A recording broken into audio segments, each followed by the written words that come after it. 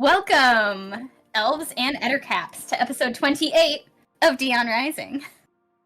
This right here is a Dungeons & Dragons 5th edition actual play campaign brought to you by the Knights of D20. Friends?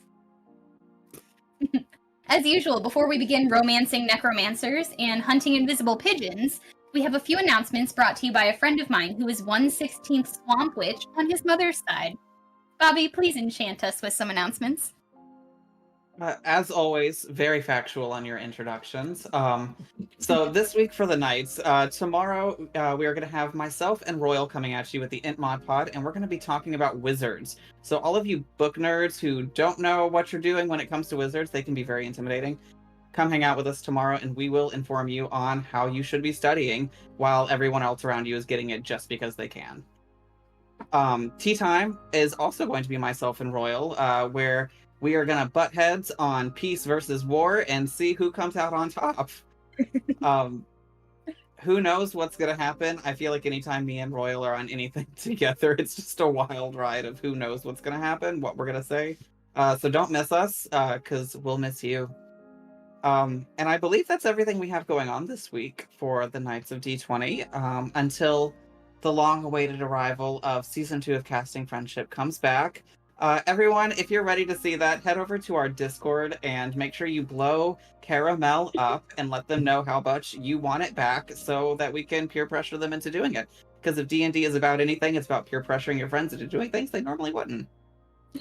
And with that, we're going to take it back to our Dungeon Mother. Thanks, Bobby. And thank you all again for joining us as we embark on an epic adventure in the world of Dion, where heroes rise, dangers abound, and legends are born. Born, not bored. It's such a boring adventure. Yeah, this is the most boring game you're ever going to watch. Wow, okay. It's going to be a good night, guys.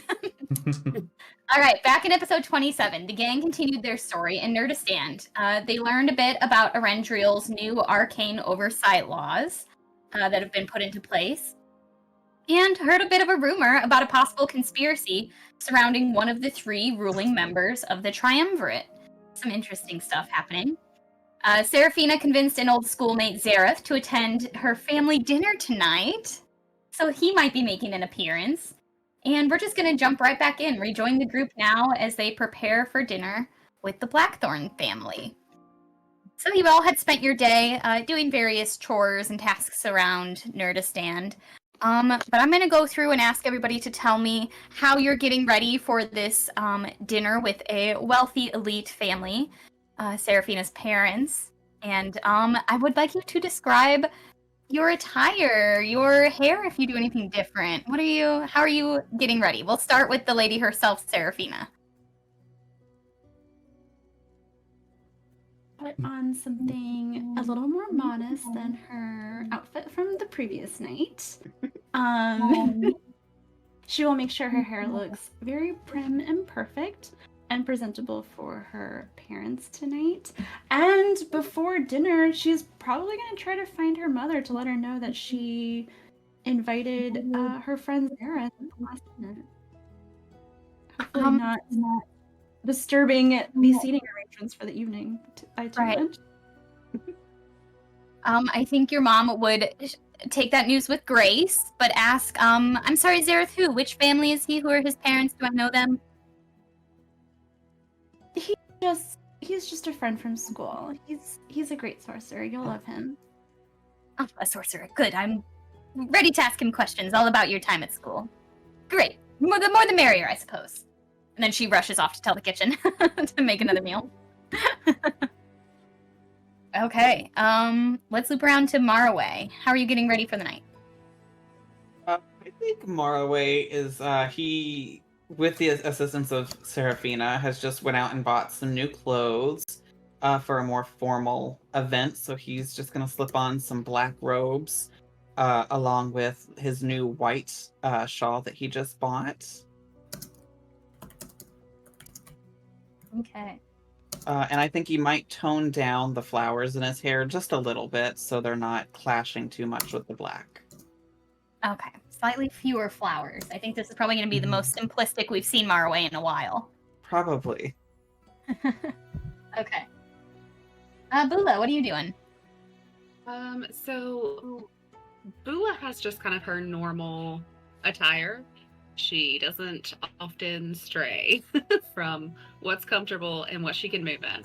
However, her knives and her hand axes and her battle axe are very shiny, have been polished to gleaming, and she's also going to pregame the dinner with a little appetizer.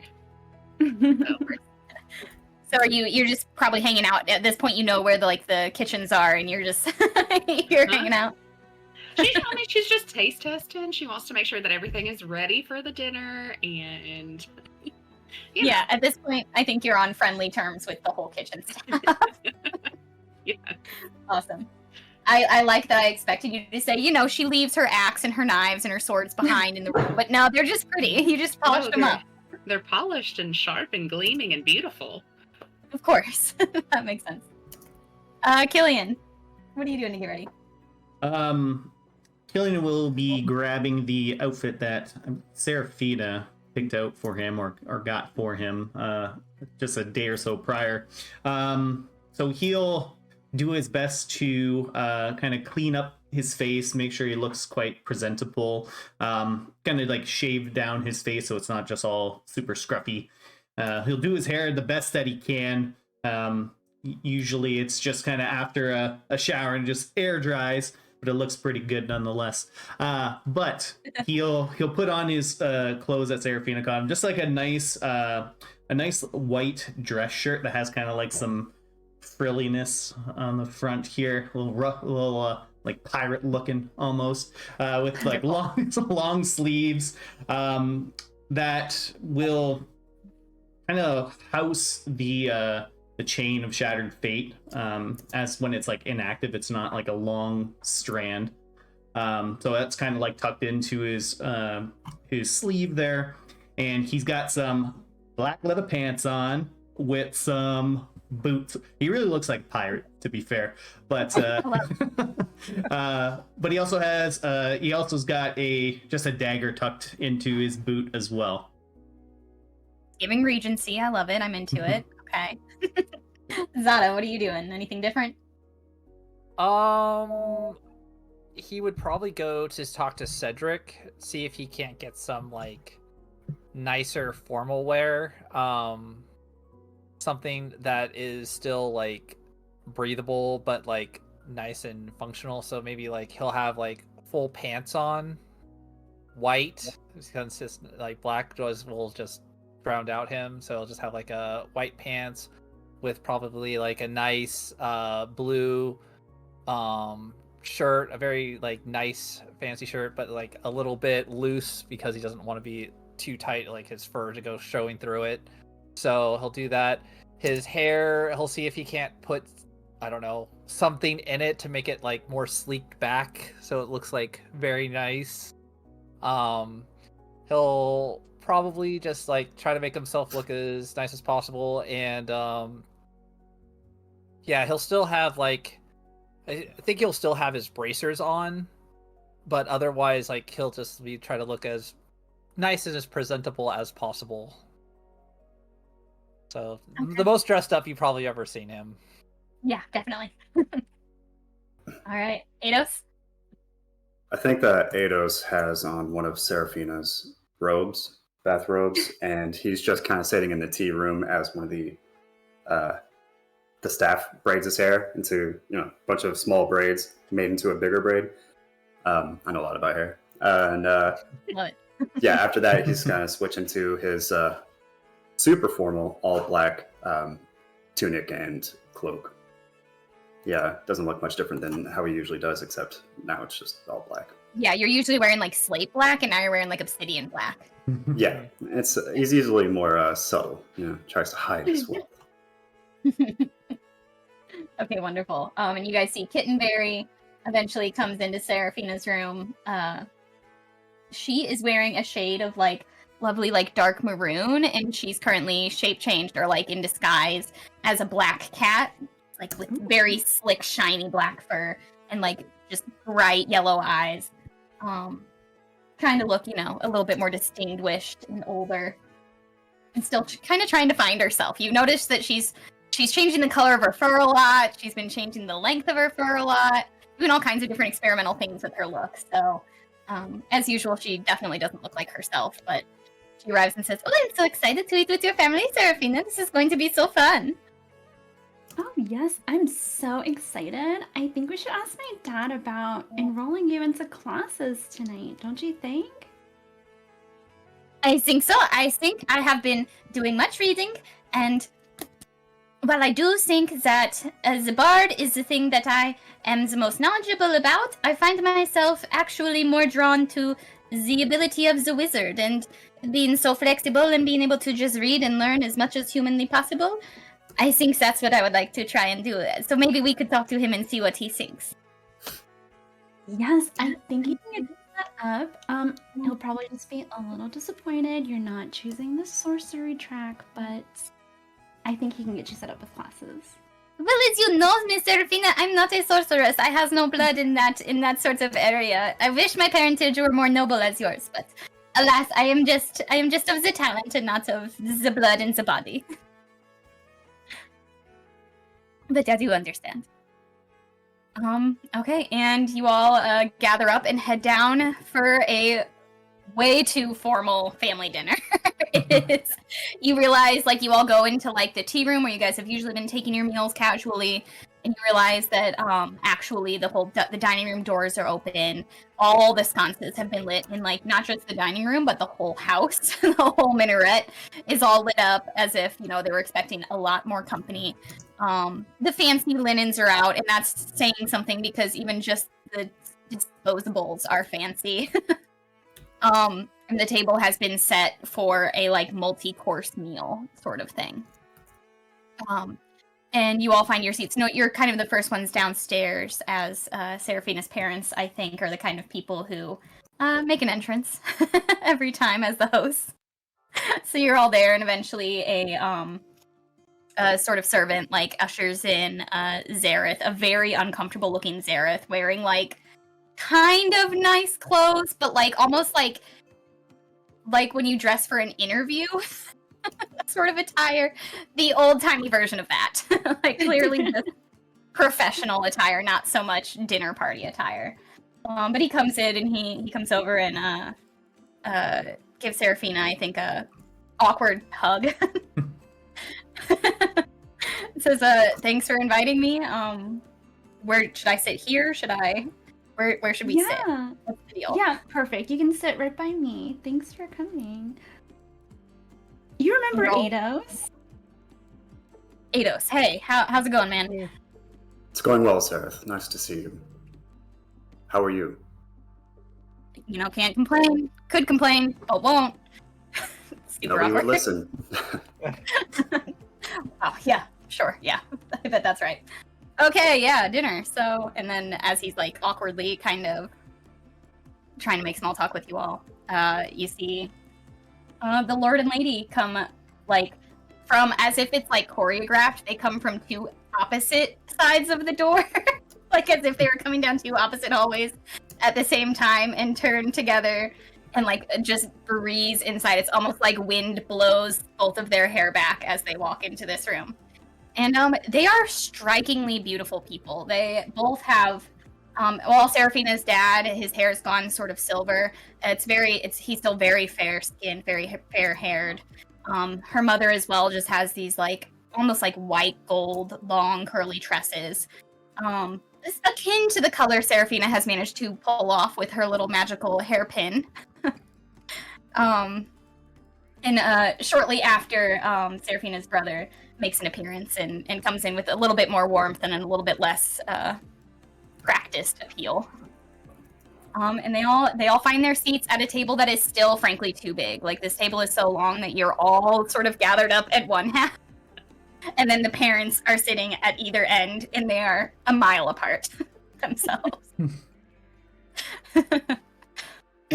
And the first course comes in, little finger bowls for washing your fingers, and just a tray of little hors d'oeuvres that Bula would just, I think, infuriate you. I mean, we're talking tiny plates that are shareable.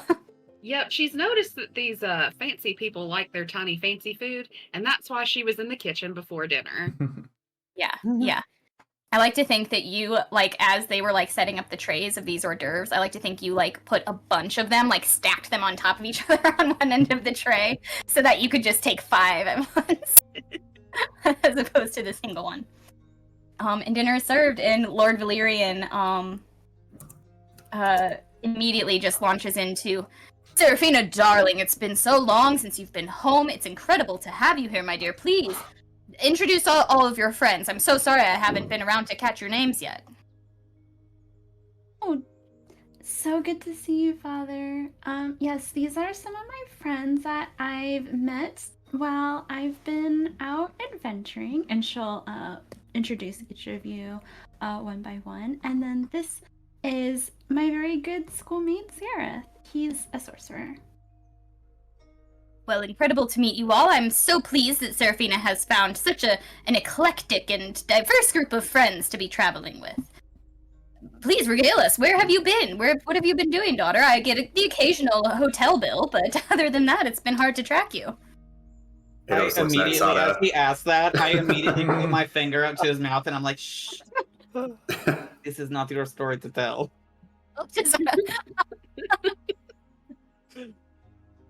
We're like miles apart. You're gonna have to be like Actively crawling over the table.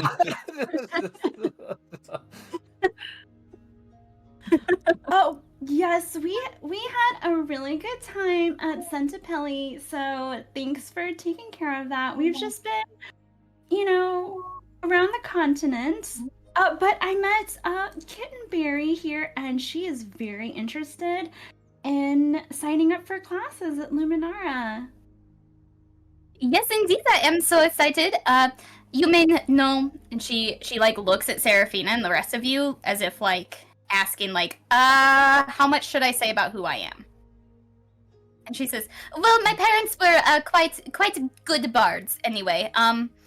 And so I has a small bit of understanding of the arcane magics, the weaves, all the things, but I actually found myself being in some libraries recently, very interested in the art of wizardry, and I would be quite happy to learn more at the Luminara if they are accepting students at this time. He like nods and takes a drink of his wine, and he says, well, Luminara is always looking to accept talented and prodigious sorcerers and wizards and mages of all kinds. So why don't we set an appointment? You call my girl and make an appointment for this coming Tuesday. I think I will have some openings in the afternoon. We can see what kind of classes we could enroll you in. And she very graciously, thank you. Yes, I will do that. Thank you so much for the introduction, Seraphina. Her dad says, daughter, as much as I appreciate your tact and skill in social manipulation, I did notice that you refused to answer the question. Where have you been? Parents, Kelly. We were at the Arcaneum and Ozilid, and we were just at the library looking things up, books. So you went to Centipelli. I'll let you pass on why. I assume it's so that you could lay on the beach as per usual. And then you went to the Arcanum in Ozilid. That's great. Interesting. Were you looking for anything in particular? Why did you not just come home for our library here? Well, they have different books than the ones at Luminara, so True. We were reading. You were reading. Traveled all the way to Nurdistand to read, is what you want me to believe. Well, not just me, my friends too. Ah, yes, They I'm so love sorry. I'm being reading. quite rude, yes. What all are your interests? You all, you seem like a ragtag group of strangers. How did you all meet? Zada's just gonna be actively like holding his hands down like this, like just looking at everybody, like trying not to talk. You remember Eidos from school? Of course. Eidos, how are you doing, my boy? Oh, not too bad, not too bad. And thank you for having us here. It's lovely as always, sir. Ah, please, you're always welcome, my dear friend. And the rest of you? I Well, come you from, see. oh, Go go ahead. ahead. Go ahead, Zata. You go ahead and talk. I know it's been difficult for you to restrain yourself. I come from very far away from the eastern continent, and we went to Setapelli to rescue a person who was inflicted with a terrible curse, and we saved her. Your daughter was quite nice and saved her from being a horrible curse that was placed upon her friend. Then we went to the Athenaeum to learn some information about different gods and such. We found out that was, really hard to get any information on, so we decided to come this way, and yeah, and there's not. I'm a cleric of Ere, so there's a lot of people that don't really necessarily enjoy that. But I was trying to get more information on it, and your daughter said that there would be more information at the biggest library in the world, apparently. So that's where we were going. And yeah, and then Killian here needed to go there. Yep, for lots of reasons. As you can see, we love reading, and Killian was looking up a lot of stuff at the library. Julian, what's your favorite genre of book? I too am an avid reader. Do you have any recommendations? Well, I mean, we were looking into these rather historical tomes, a lot of I would say boring literature. I myself was looking into some of the, let's say, interesting history of my homeland of Cordia. Kind of looking up some of the heroes of Corden and the history of the continent. We just happened to stumble upon a variety of things on our travels here. So finding some answers at the Athenaeum was prudent for us. So outside of that, I like a little bit of little fiction and little romance, if I do say so myself. Well, one must be a well-sharpened blade on both ends, do they not? So I'm glad you are a man of different tastes. And as I say, history is not one to scoff at when learning about. I always tell my students, history is the tool upon which we print the blueprint of our future, or something along those lines. I usually sound much more clever when I'm working. Anyway, that's incredible. I'm glad that you all found what you were looking for at the Athenaeum. Sounds like you had an interesting time, and as a cleric of Ere, I can imagine you were trying to learn a bit more about what's in their more restricted sections, were you not? Yes, we found out that it took a long period of time. I did speak with the curator, the head archivist. I found out that there's not a lot of information on Littleland culture. We kind of did a cultural exchange. I put in my paperwork to look at the works there, and so as those papers are going through, we decided to come here and get Kittenberry enrolled and get some more information, and possibly find some way to get back to the eastern continent where I'm from. Well, though it may not be in the best political fashion for me to say so, I applaud and cheers your efforts in learning a bit more than what's typically appropriate, or so the law says. So don't think that I'm going to rat you out about trying to learn more about more restricted subjects. That's a lofty pursuit, but a worthwhile one, I do believe. Keep up that kind of- Yes. Well, in my culture, it's not so much, nothing is really, it's unique here. You guys kind of hold back a lot of information. We don't really do that, so it's kind of it's been strange. I don't necessarily understand the subtleties of not, if you want something where I come from, you go and get it, and here it's obviously a lot different. So, Seraphina has been trying to help me learn the cultural ways of doing things correctly without trying to get into trouble. You know, because, sometimes the best ways of doing things lead you to the hells. I think Seraphina's brother, accidentally, chokes on his wine a little bit. And, your parents look at him and he goes, I mean, it's just funny hearing someone say they're trying to learn, social norms from Seraphina, let's be honest. And your mother says, Cedric, not I polite. give him a death glare from across the table. He refills his wine glass, or asks for a refill, because they don't refill their own wine in this house. Your mother at the other end of the table says, Cedric has been practicing his silent casting before breakfast every morning. Just imagine the discipline that takes. He's doing so well. And your sister, she's been traveling quite a bit too. And she kind of goes on a spiel about the different places. And she says, and she was in Santa Peli just recently as well. And yeah, but mostly she's just working so hard. It's hard for her to get away like that. I'm glad, Seraphina, that you're able to find time for yourself and your more leisurely pursuits, it sounds.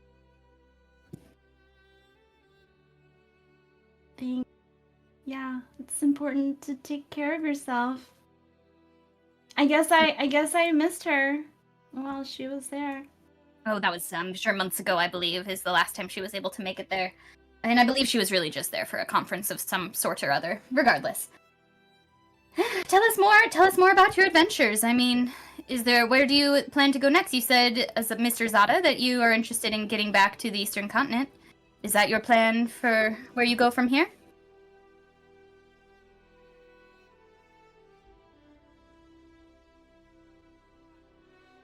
Yes, your question, Zada.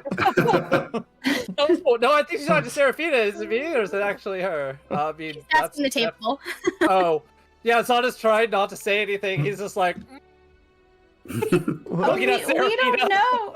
We don't know exactly where our travels will take us next. I guess. Well, I believe we've actually come up with an agreement with the Professor Mellow Oak, correct? To assist him on some research expeditions out towards the Eastern Continent. We've heard there's been some parties that have ventured out there that have not yet returned. So, seeing how safety is the top priority for these fine students that you have here, we decided to take it upon ourselves, kind of two birds with one stone. And when Killian says two birds, he kind of has a little Vietnam flashback. Wine in your hands, shaking.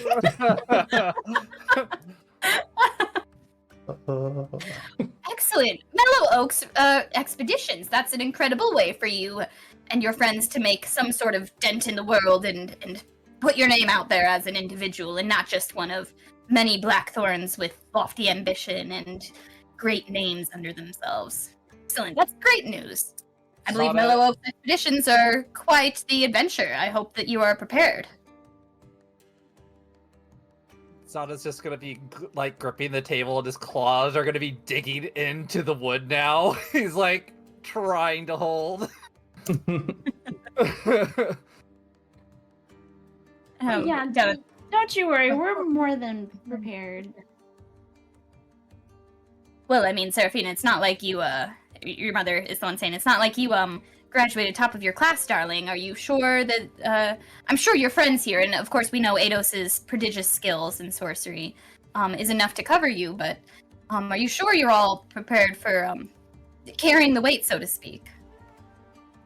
At that point, Bula just takes one of her small little daggers, which is still, I mean, it's small to her, it's still a sizable dagger, and she just kind of tosses it onto the table to stick straight into whatever. I think the main course was being served like a roast pig, and you go right through the eye. And then she just picks up her glass of wine or whatever she's drinking, she just drinks it like nothing happened. Skillful indeed. All right.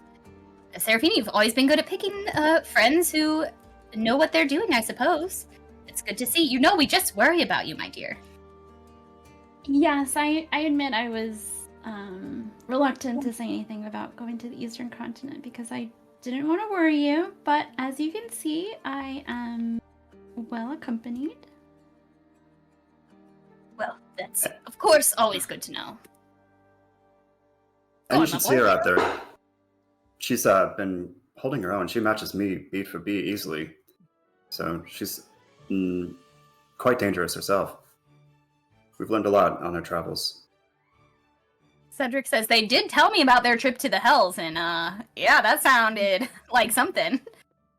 Your mom says, "The Hells? I thought you were kidding when you said that earlier, Mr. Sada." Yes. He's just joking, Mother. Roll deception, Seraphina, with disadvantage. Oh no. Because what an obvious lie. 11. Your father at the one end of the table says, "Well, you know, the plains, as they exist, are there to explore, and I am always glad to hear my children are branching out and seeing the world and the universe for what it is. So, let's maybe not talk about it in front of your mother again, yes?" Your mother says, "Excuse me, I can very well decide what should and should not be spoken about in front of me. Thank you very much." It's like the most tense you've seen them, and then they both immediately like sit up straighter, sober, and bring it back together. I actually have a question. I was wondering if maybe you can answer this. We were at an auction in the Athenaeum, that place, Athenaeum. There were a lot of magical artifacts that were being auctioned around. We actually, I don't know if you heard, but there was a attempted heist, which we thwarted. But we were curious about some of the magical items that were sent around over here. One was like a cloak, a feather, and some other things. We were just curious to see where those ended up. Well, your Seraphina's mother like stops and wonders, and she says, "Well, I did hear about the auction. I believe we just didn't have time on our social calendar to make it that far south." And her father leans forward and he says, I do believe I know who got the Veil of Embrathis. It just came into town ahead of you, I do believe. Who did I hear that from? It was bought because they wanted to study it here by actually a good friend of ours. Seraphina, you remember him. Denane Earthdelver. He's the one who owns the Silver Loom. I believe it was he who purchased it so that we could look more into its magical capabilities. It seems to be quite an item of renown. Yes. And you just remember him as being like just a family friend, especially someone who your mom met through like helping him get his business license. And the Silver Loom is it's this really upscale, very, very ritzy like magical clothing and items store. Do you know what the veil does? Well, I don't know myself, unfortunately, not until we have some more time to use it and practice with it while maintaining its integrity. It's quite an old piece, from what I understand. I do believe it actually has drow origins, so Eidos, if I hear more, I will be sure to let you know. I'd be quite interested in that. I'm sure many of us are. Of course, you more so than others if it's from your homeland, so... I will be sure to let you know. I do believe that, and this stays at this table, yes? And he makes direct, like, at this point, imposing eye contact with every one of you, including his wife and his son and his daughter. This stays at this table, but, good old Earthdelver actually bought it because he believes that it is the work of what we've been calling Visimancy. It's a sort of different school of magic.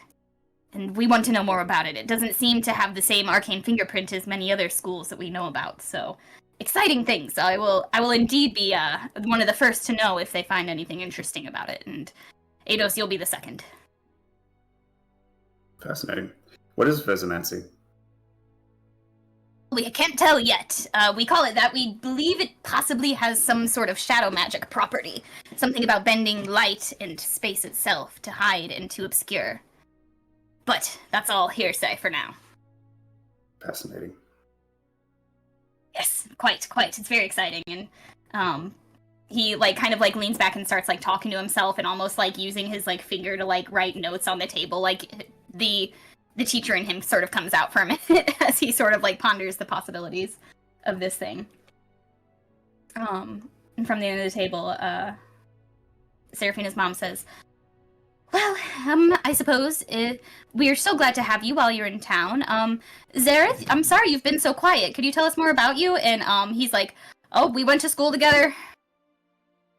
Yep, that's it. I'm actually from the same city as Ados, but other than that, you know, I'm just a guy. Thanks for having me for dinner. And he like does not want to say anything to your parents. He won't even like make eye contact. Morroway actively has his notebook and is writing down everything that Zareth and Seraphina does. He kind of like at one point, he like leans over to you, Sarah, and he says, "So would it be even a little bit appropriate for me to ask them about these new laws? Would your mom know anything, do you think?" Yeah, let me ask.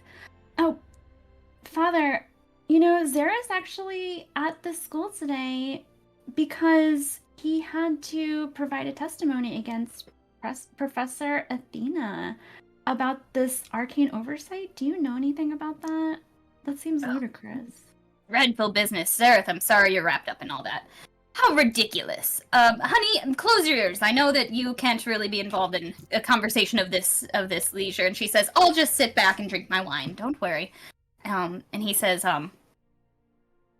"Listen, these laws, they're new. It seems this new member of the Triumvirate came in swinging. I don't know what her deal is, but she was pushing and gunning for us to have more militant control over the mages out of the Triumvirate. And of course, that's going to fuck up the progress of the school in all kinds of ways, including us having to take our stupid arcane records of all of our students. It used to just be we would record the arcane records for, you know, people with any sort of power, people joining the military, this and that, but it's going to bog down the whole system, my dear. It's a dreadful, dreadful business. Of course, they're doing it in the name of safety and keeping mages not in control of the whole system, but the system was built on mages, let's be honest." Yeah, the whole one's atrocious and definitely overly restrictive and an administrative nightmare, like you mentioned. You have no idea, dear.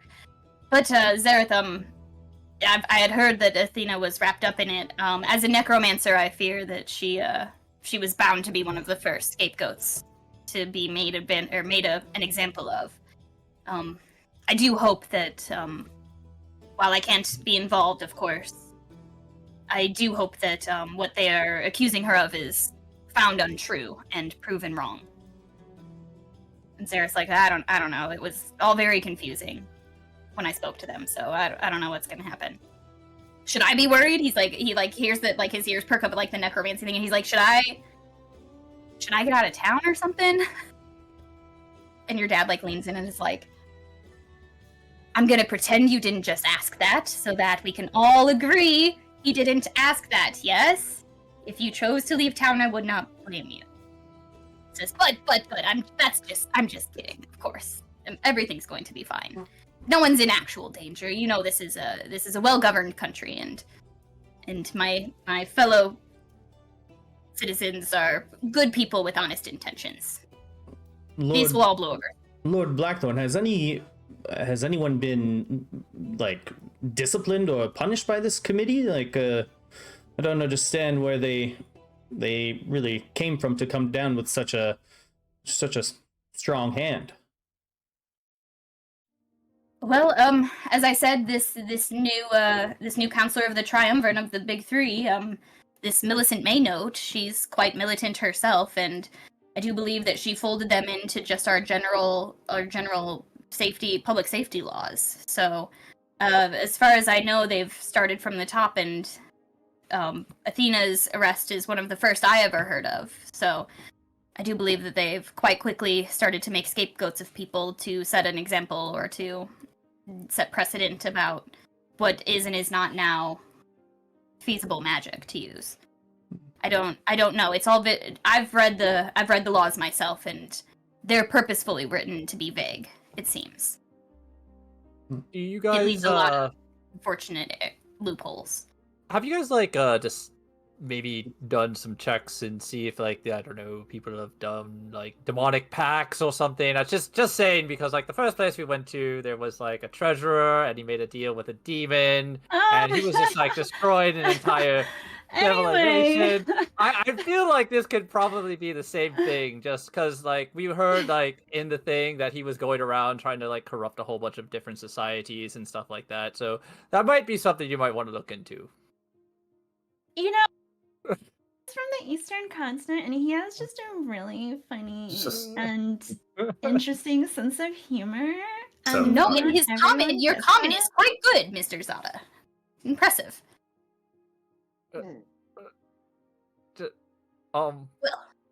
I have not personally. Erendriel is it's a first world nation. We are evolved. It would be unthinkable for something like that to happen in a government as well run and as long lasting as ours. I mean, we were like in the center of the continent or whatever that place was called, but I mean, their treasurer was like doing it, and people were suffering in the town, and he got like we went to go see him, and the demons like voice came out of him. And Can he had to kill I a demon. snap my whip underneath the table and hit Zada in the shin with it? Just really hard. Do you want to roll for stealth Sure. Yeah, I'll do it. as a chain? Why whip? does no one in this group have silence? All right. So that's gonna be for stealth. You said? Yeah. 16. 16. Okay. Gotta roll to a hit, though. crack sounds, and immediately Seraphina's father is like distracted and says, "Oh my, I believe the table just cracked." Like goes to look under and tries to figure out what's happening, but he doesn't like compute that Killian just cracked a whip under the table. It's so fast. And he like finishes looking at the table. He says, "Apologies. This furniture is supposed to be solid oak. Regardless." The hells you say? Fascinating. And there was a demon with the treasurer. Yeah, there was a contract and everything. We found, there was like a feather that we like found. It was like possessed, and it was like if you could write a contact of it in there. And yeah, there was. That's also how we takes found another Down. dagger. Noticing the rest of the group trying to stop him, I again am just gonna like crawl across the table and like, shh. Bula takes another dagger and just like flings it, and it sticks straight up in Zada's plate, and she just looks at him. I didn't need a knife, but thank you. Seraphina's mom yells, "That is Chuzekin porcelain!" My apologies, my apologies. I forget sometimes we have cultural differences at the table. Please do not throw any more knives at my plateware, thank you. Oh, Zareth, weren't you just talking about this archaeological dig that you're involved in with your amazing necromancy powers? Oh, sure. Yeah, I can. And he like passionately goes into his work, especially talking to your dad, because immediately your father is like, archaeology, truly, like anthropology, and they go into a like almost heated discussion about the history of Nurdistand, because your father thinks he knows one version of history, and Zareth has, spoken to the dead about such history. And so they have quite a bit of a back and forth where it's kind of just those two talking, especially like over Seraphina. But at the end of the table, Seraphina, your mother, she like clears her throat. Seraphina, darling, now I just want to be sure. As you say, you've had a tryst of some sort with a demon-possessed treasurer of another city. As you travel the continent and do whatever it is you're all trying to do, are you... How do I put this kindly? Are you representing our family appropriately? I'll Nice. Of course. I would never besmirch the Blackthorne name. It is quite true. She acts as a perfect representation of what a nobility family should be. In fact, she was even knighted as a champion of flowers. Yeah, that's true.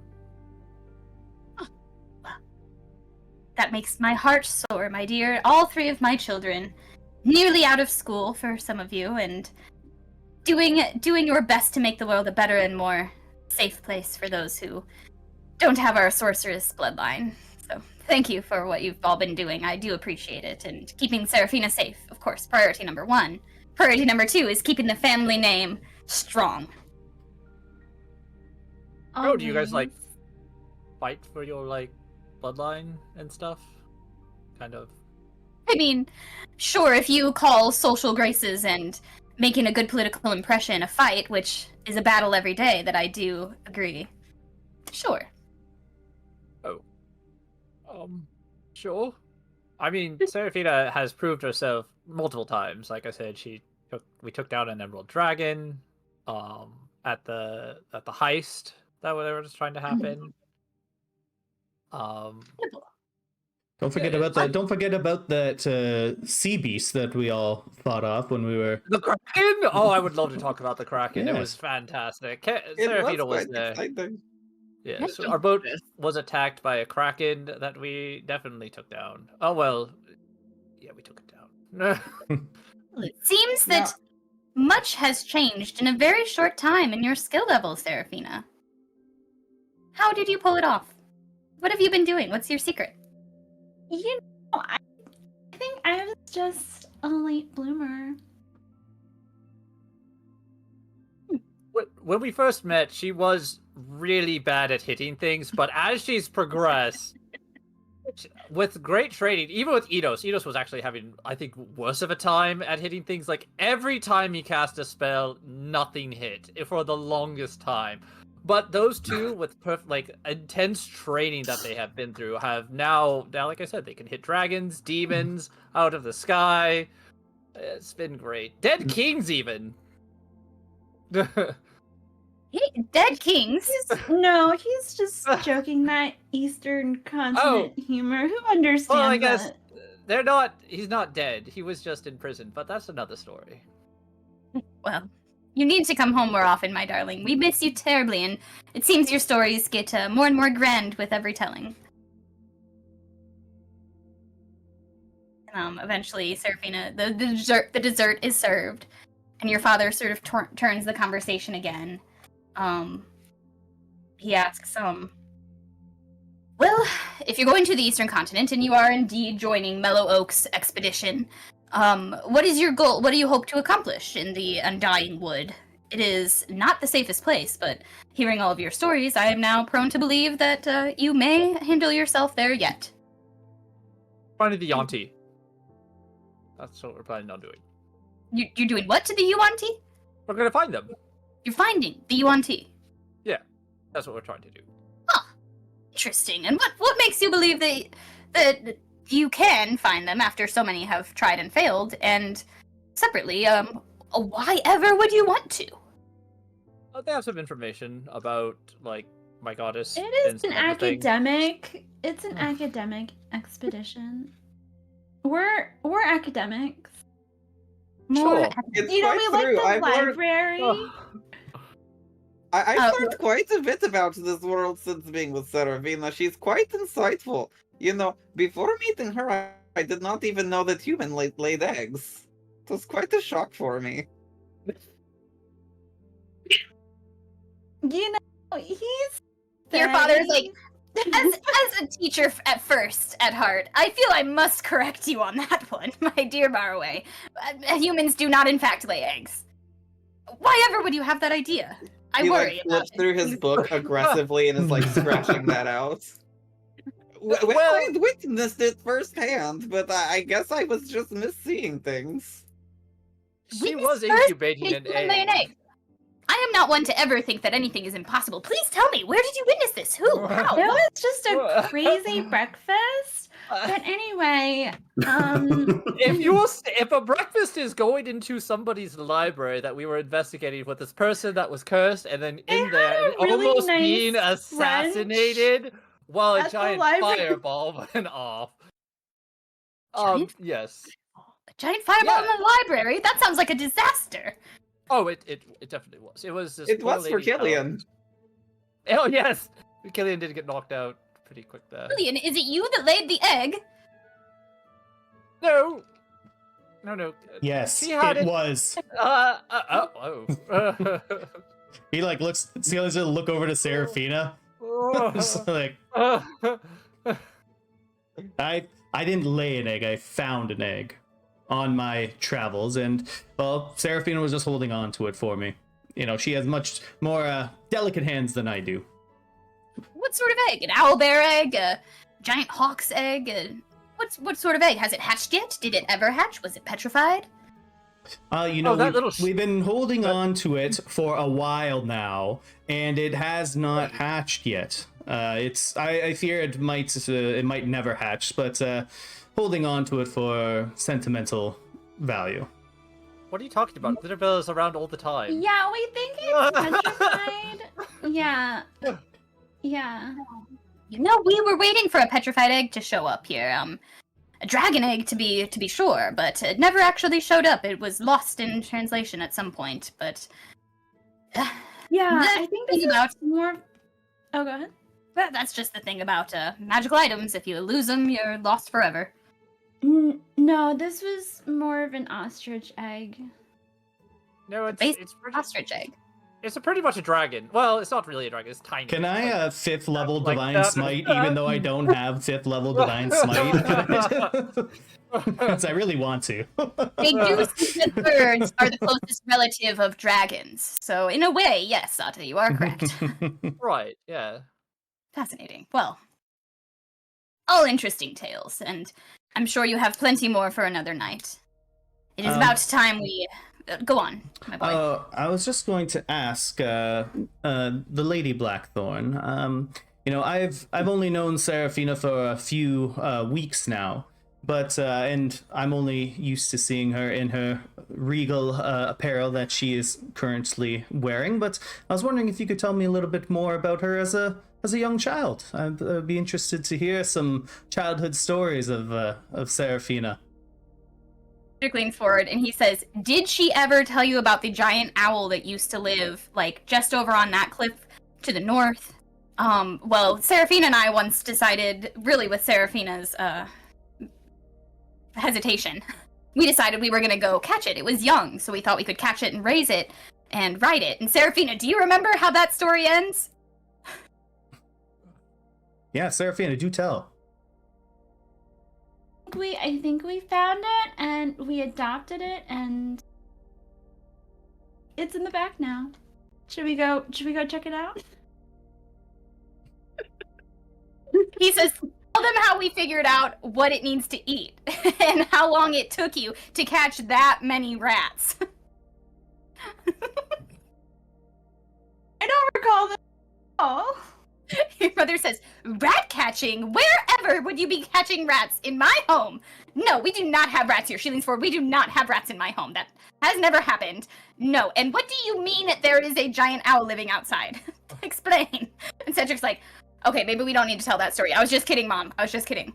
You know, I don't know. Seraphina used to..." And your mom interrupts. "No, Cedric, that's enough of your stories.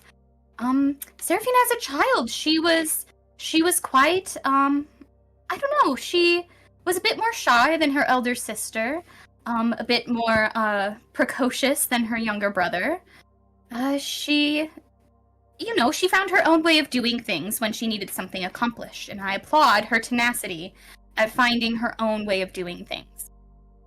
It's not unlike a Blackthorne child to need to prove themselves to our city, to the world. We are a staple name here. And Seraphina, well, she found her own way to live up to that challenge, I do believe. She has a way with people, have you noticed? She's quite charming." Yes, definitely seen that on our adventures.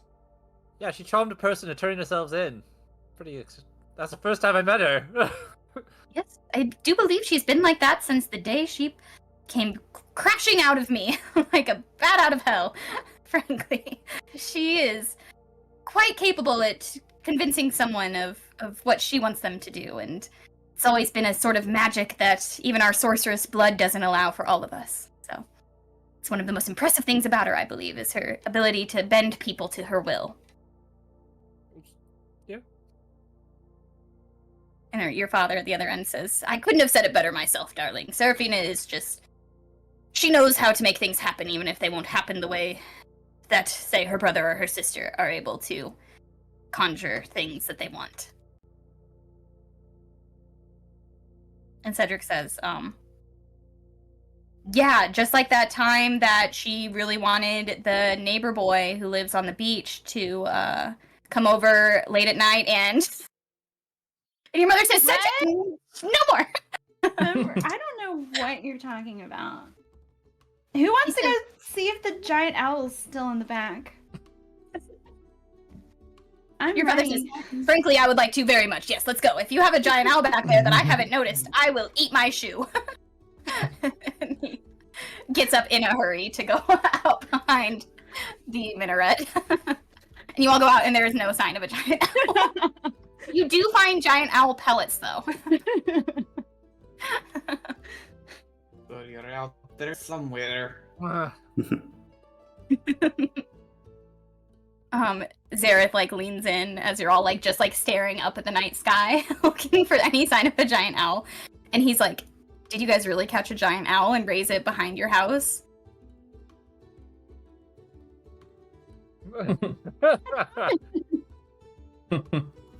That's pretty cool. That's surprising. Why didn't you take it with you when you left?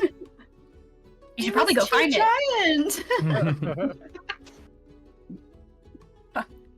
That's pretty cool. Okay, that's great. Eidos, did you know about this? None. But we usually don't talk much about our childhoods. Too embarrassing. It's not good for the image.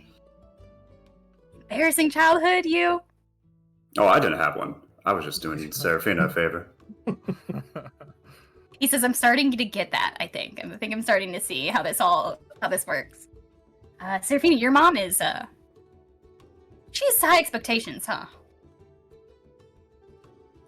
Yeah, I think it's just part of the family. So I mean, I think there were high expectations on her, and she has high expectations for us.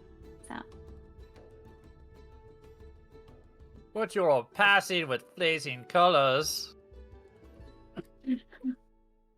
Sure. I like to think Seraphina's dad is like standing up on a rock. Like, and you know the wind is northeasterly tonight, which means if it were hunting, it would be... He's still trying to like puzzle out where this giant owl might be, because he is convinced that this is a true story. Zareth, I have a question for you. Do you know about like a king that was like ruling for a long period of time? Did like the dead people talk about him? Did they like, I don't know, about the empire that happened not too long ago in this continent? Guy that took over most of the world. Do you know anything about that guy? You asking like about Empire Orin? Yeah, that Orin? guy. Okay, and are you asking her father? No. I'm talking to Zareth. Yeah, Zareth. Oh, to Zareth. Okay. Sorry, I thought you said Seraphina. No. Okay. Can you talk to dead people? So he maybe says, you know something. Oh, he says, well, we're not on the continent that the Empire is on. That's another one to the west. But yeah, I'm from there, so yeah, I know enough about Empire Orin, or Emperor Orin, I guess. Not much. Like, he hasn't been around for a while. He disappeared ages ago. So I don't know. We're led by right now just a drow princess, which is kind of been better, I think. Sorry, Eidos, if that's offensive. Like, I know your family are political or whatever, but she's great, I think, compared to Orin. What do you like about her? Well, I mean, she stays in Celsai Isla. She's present. As far as I hear, the people actually have an audience with her, unlike Emperor Orin. I don't think he was seen very much in public.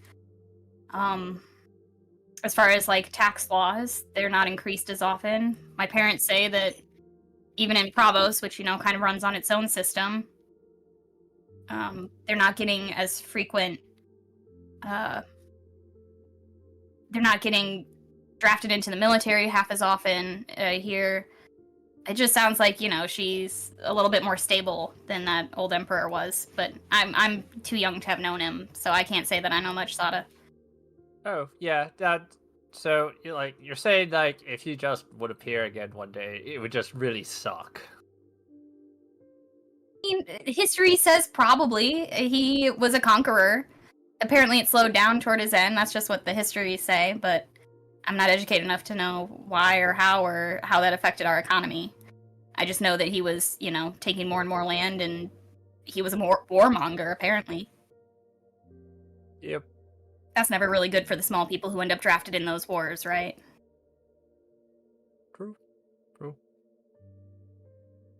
And as far as I know, this princess doesn't have any inclination to do that, and the racism is real against the drow, so it makes a difference that we have a drow leader in charge. If one would appear again, would she lose basically all her power over the people? If he came back, would she lose power? Yeah. Shit, man, I don't know. I don't know about how all that line of succession stuff works. I can imagine. I mean, he was the emperor, and he's the one who named her his successor. So if he came back and decided that wasn't the case, then I don't know. Some people followed him religiously. Would that kind of like make a civil war kind of thing in your people, or like you guys just very dedicated to your new queen kind of a thing? I don't know, man. I mean, there are people who don't like her because she's a drow. So I'm sure those people would take any opportunity to select or put someone else on her throne. Whether that would start a whole war, I can't say. I have no idea. And you said you're from that continent, Zareth, so did you guys have any sort of encounters with the Urogs there? The Urogs. I mean, they're kind of cool if you get to know them. They're just like everybody else. They're just, orcs. They're a little bit, they're orcs. They're all kinds of different people. They're also an empire now. So, I only had run-ins with people like me, traders and craftsmen and nobodies, lowlives. I mean, two. But they were pretty cool. Like two empires coexisting on the same continent, or did they have butt heads? Yeah, no, I mean, like it used to be pretty bad. I mean, it was half the continent was under different elven leaders, and half the continent was under different orc leaders, or half orc leaders, and Orin is the one who made all the difference, apparently. One of the best things he ever did was create peace and name Urag as an emperor, and gave them their own sort of equal title, and stopped all of the border wars. So if there was anything good he ever did, it was that, and things have been relatively peaceful ever since. Apparently Orin and the first Urag had a good relationship in that way. But apparently, it used to be a lot bloodier where we're from. Eidos, do you know any differently? No, I think you've got it right on the money there. Yeah. So we're trade partners. We share a large chunk of land. We gotta find that peacefully somehow.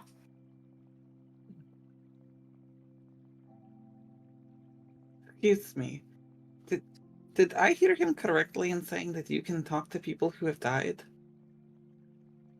If I have access to their bones or their body, depending on how much of their body is left, yeah, I'm a necromancer. I have some ways of summoning spirits, but that's not the most reliable way to talk to someone who's gone. If I have access to a body and bones, I can. Have you lost someone? You have the mark of death on you. I didn't want to say in front of everyone at dinner. I've lost many people, but there is only one that I really wish to speak with, but she is not here, and I do not... I believe you would say she is a world away at this point. Well, if you ever find yourself in that world and able to bring her, and you find me and you call me and I'll do what I can for you. We all deserve peace and death. I'm sorry. It is not your fault. You have nothing to apologize for. If it is any consolation, which for some people it very much is, and for some people very much isn't, my understanding of death is it's a door you walk through, and that we all walk through eventually. And that what's on the other side isn't necessarily better or worse, it's just somewhere else. Perhaps. Oh, I apologize. I did not mean to bring the mood down. I think Seraphina's dad is still obliviously like, and these are coniferous trees, and I believe it would actually be in a deciduous environment.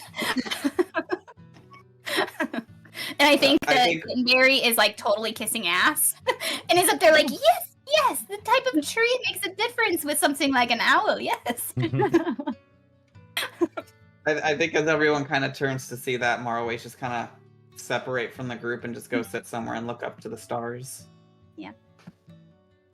Ula follows him. She doesn't crowd him. She just stays close. I think eventually Zareth is like, well, now that I have appropriately brought down the mood, as any necromancer should, I think it's time for me to take my leave. Please thank your mother. Forgive me for not going inside and thanking her myself. She is terrifying. No need to apologize. Thanks for coming tonight. There's actually something that I could use your help with later. But I'll get in touch with you. Sure. Anything. Thanks for having me. Are you gonna be in town even though you finished with your business about Professor Athena? I mean, honestly, I was gonna go back to this work site tomorrow. But if you need a favor, I can stay for another couple days. Yeah. Where did he say where he's staying? No, he is staying at the Ball and Brick Inn. Okay. Yeah, I'll find you at the Ball and Brick, but it's about the arcane oversight, and I think it might be good to have you there. Oh, well, I mean, if that's the case, that's what I'm here for, so. And I'm here for you now, I guess. So, yeah, let me know. I'll be around. Mm-hmm. Definitely demons. Definitely demons, you said? Definitely demons. Definitely demons. At that point, Ados will come up and kind of slap Zareth on the back. Say, well, Zareth, I'm glad we can move past some of that school silliness. It was a petty time, but people grow up, I suppose. You're not that bad. You're not that bad either for a fancy, double-breasted, cloak over-wearing kind of guy. I'm sorry, old habits die hard. I agree. I'm glad we can get past it and that, we all grew up, apparently. He shakes his hand and says, it's single-breasted. Thank you. I don't know clothes. I'm embarrassed. I'm gonna go. As he pulls his cloak a little bit, trying to pull out the wrinkles. And is like, thank you, sir, for dinner, for having me. It was a pleasure. I hope to see you again soon. And your dad just kind of waves him off. Goodbye, boy. see you at school. He has no idea who this person is. And Zareth takes his leave, goes and catches a boat back to shore. Eventually, people start to trickle inside. Kit and Bear and your dad go inside, discussing the merits of a giant owl versus a giant hawk if you were hunting giant rats. And how would you all like to end your night?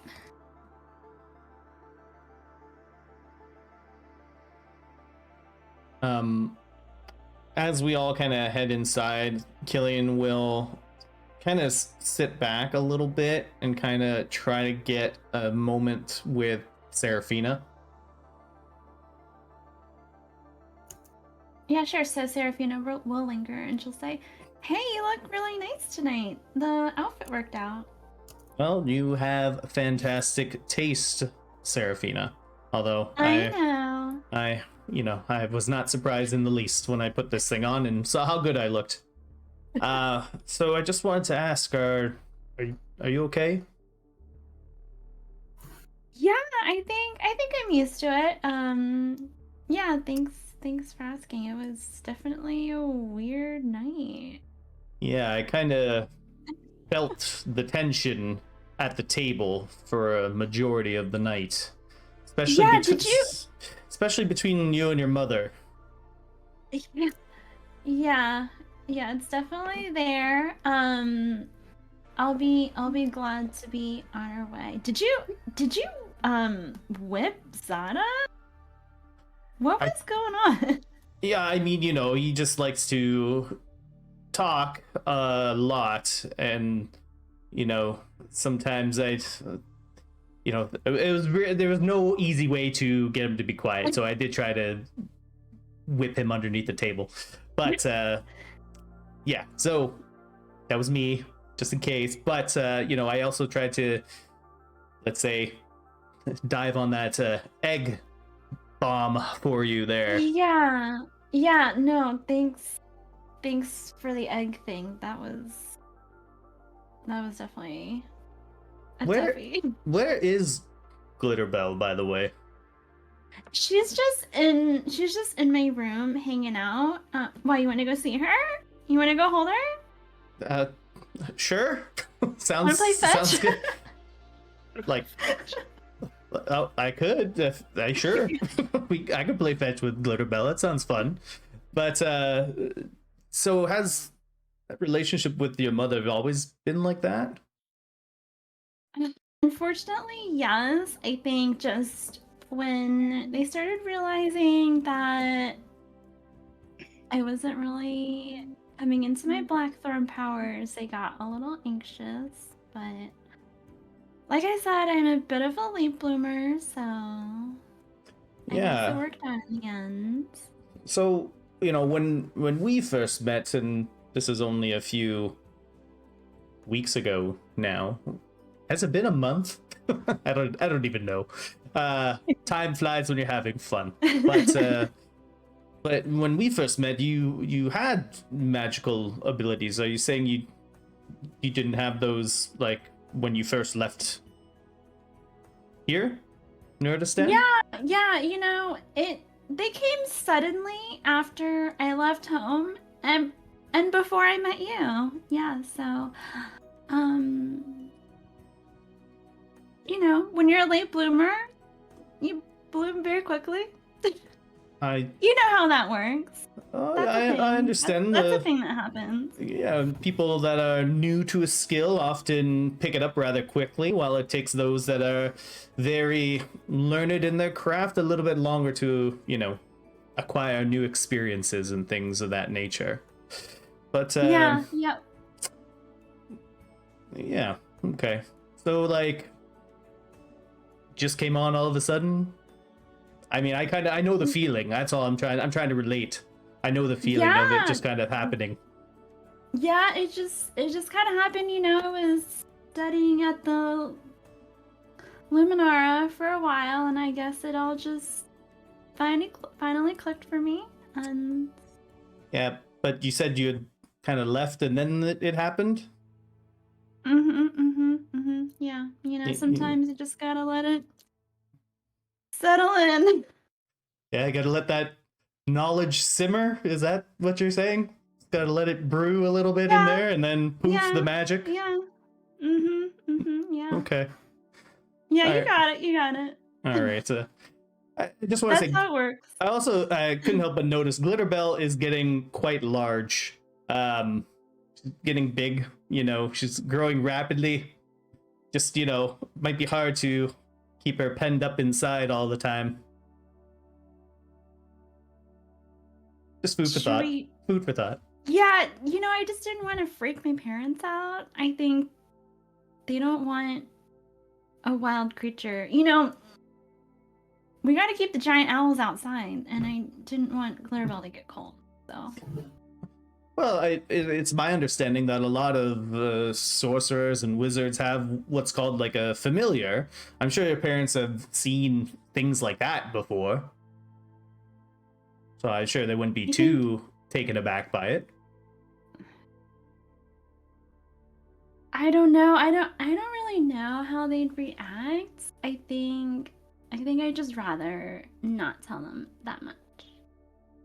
Okay. Well, I mean, it just seems like Yeah. your parents just want to see you succeed, albeit in their own slightly condescending kind of way. But they do seem to only have what's your best interests at heart.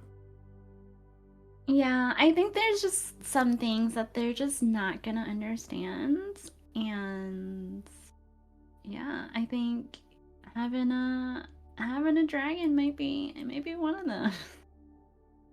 Oh well, I mean, you know your parents more than I do, so I'll take your word for it. But let's go see how Glitterbell's doing.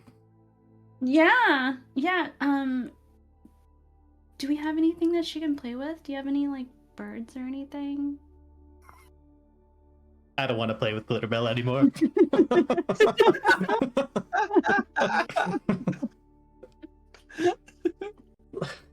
It's like if we had birds, we Incredible. wouldn't be able to see it anyways because they're invisible. Put fairy can't see fire 'em. on them. Can't see them because they're dead. Also. I'm so happy with that. Okay, who else is doing what here as we end the night? As you all head inside, Seraphina and Killian hung back and had that conversation. Bula, where did you go? Bula's gonna kind of amble about until she can find Seraphina's mother, hopefully by herself. 'Cause Okay. She She is, Is she I on think, I think you catch her as she's like leaving the dining room. She was like directing all the cleanup and everything like that. So I think you find her as she's sort of walking out. She's, Miss Bula, hello. And Bula's will just kind of lean against the door frame a little bit, and she's just kind of flicking her dagger kind of in her fingers, slightly menacing, possibly. Roll an She's, intimidation real fast. Oh my god. With advantage Okay. because you threw a bunch of knives around at dinner. Exactly. Crack the porcelain. Yeah. Oh, Oh no! Ooh. What's your advantage? You have right? advantage. You have advantage. oh, that's right. That's right. Oof. 'Cause, Oh, only marginally better, so a 10. Sad. Okay. Right. Okay. Either I mean, way. you're intimidating as a person. She doesn't have to be intimidated for you to be intimidating. Go on. You know, if you cared half as much about your daughter as you do that porcelain, she might not stay away from home so long. I care about my daughter. I resent the accusation. I care about my daughter greatly. You care about what your daughter represents and what she can do for you. I'm just saying, you should know that that girl is tougher than a $2 steak, and she can definitely hold her own.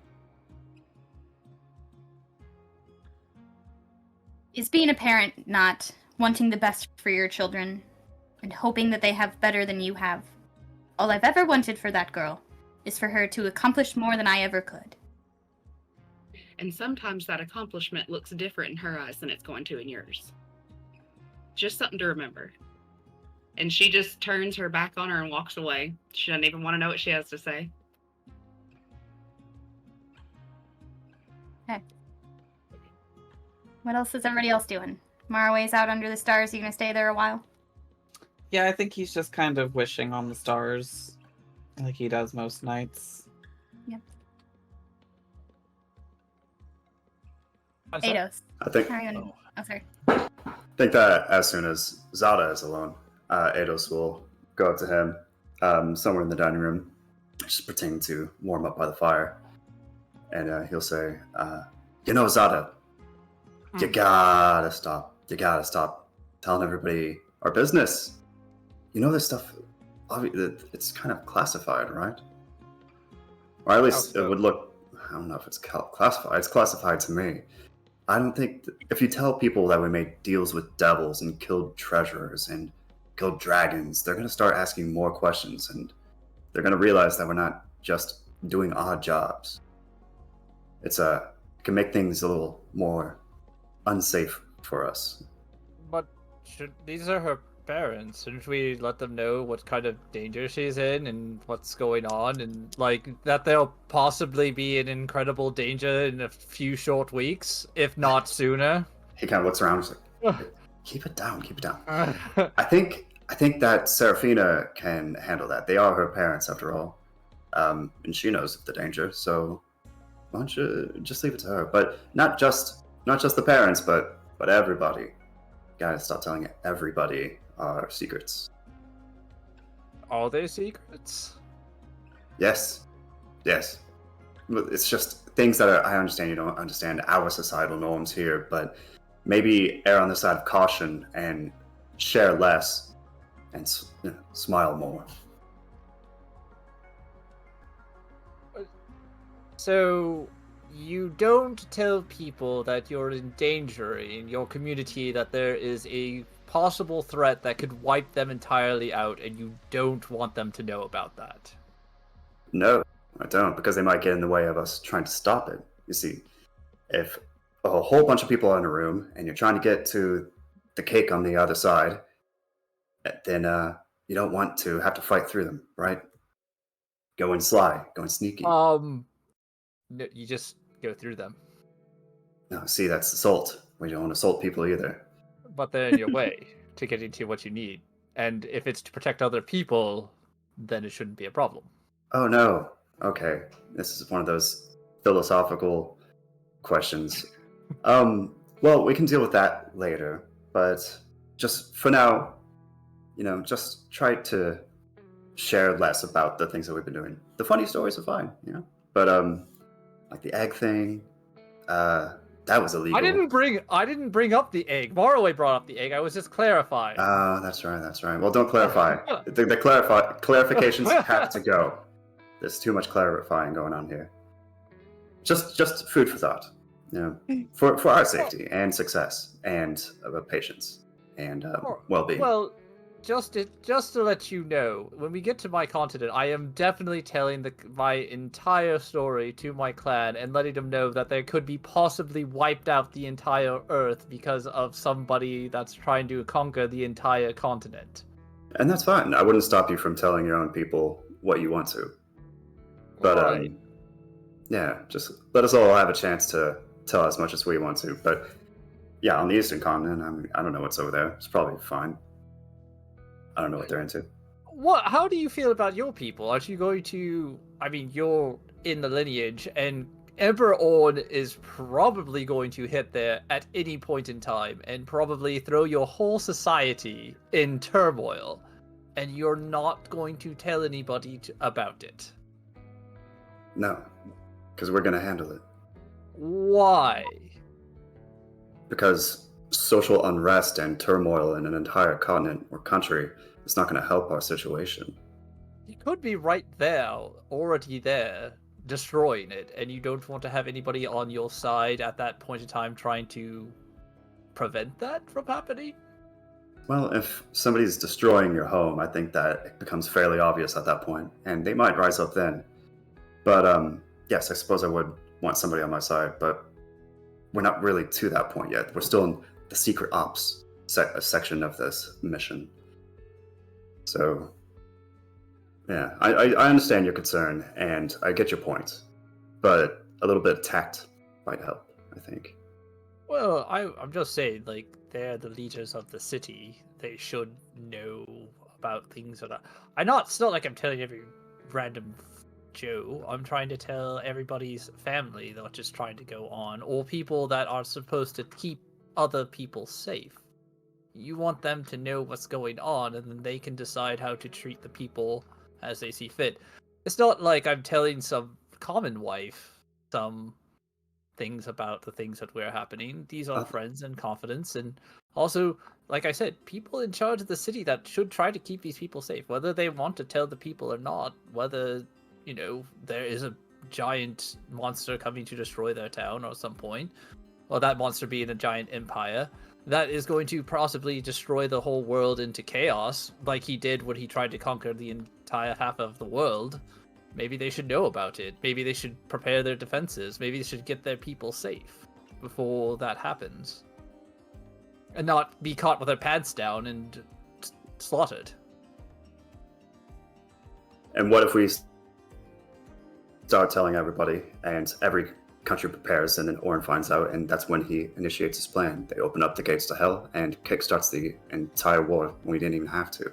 See, and I don't understand your sudden trust in governments. We don't necessarily know how they would react. I know mine would probably go business as usual and keep the secret to themselves.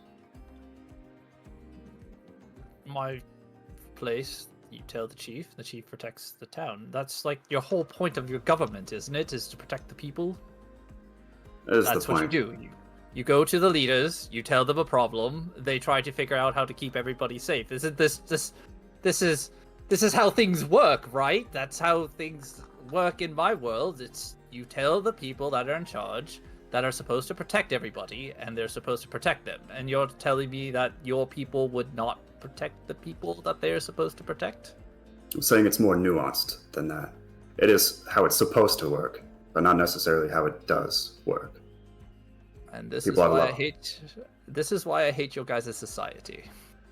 Trust me, I know, and on that we can agree. And he'll clink glasses with him.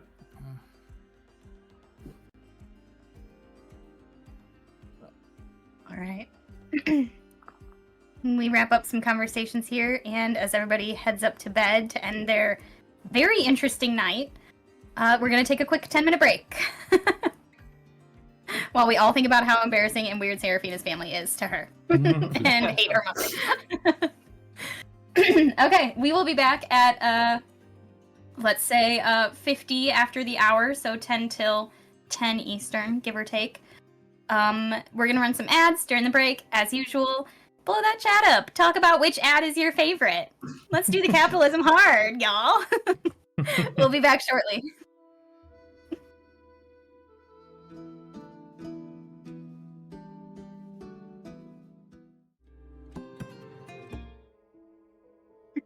Friends, we are joining the group again. I don't know why everybody's laughing now. I feel I've done something foolish. No. I know it was me. It was Definitely Bobby. Okay. Every now and then it'll be a serious moment. I'll look at the screen and I'll see 3 people laughing. I'm like, no, what is happening? Anyway, hi, we're back. Good to see everybody. Thanks for sticking with us through the ads. We're going to jump right back in here. So, our party just had a very, comfortable dinner. It was not comfortable. A very uncomfortable dinner with the Blackthorne family. Most of them, except for Seraphina's older sister, who was away working. So as we wake up the following morning, everybody can go through and kind of describe to me how you're getting ready for your day and what you think that day might encompass. Let's start once again with the lady herself, Seraphina. Yeah, so Seraphina is going to spend the morning playing with Glitterbell so she can get all of her energy out and so she can nap for the rest of the day. So she doesn't have to worry about her. So she's gonna play with Glitterbell and then get ready for the day. She wants to find a moment to try to get everyone together because she has some plans for the group. She wants to try to break into her dad's office. So she's gonna try to find a moment to chat with everyone. Okay, great. Everybody else, tell me what you're doing in the morning and where Seraphina might find you. Well, Eidos is breaking into her dad's office. Already? You're already there? Yeah, that's so weird that you brought that up. Yeah. Eidos Eidos is probably just enjoying some tea in the tea room. Seraphina's private too. Yes, definitely wearing your robe again. It's the monogrammed one. And just feet kicked up, relaxing on an ottoman. Properly. That's right. Okay. Killian? What is the weather like here, if I might ask? It is, it's quite a bit more temperate than a lot of the places you've been. You've been in a lot of warm climates. Here, by temperate, I mean, like, you know, in the morning, it's like 50. During the day, it gets up to like 65. Very much like cool room temperature, a bit wet, coastal. Yeah.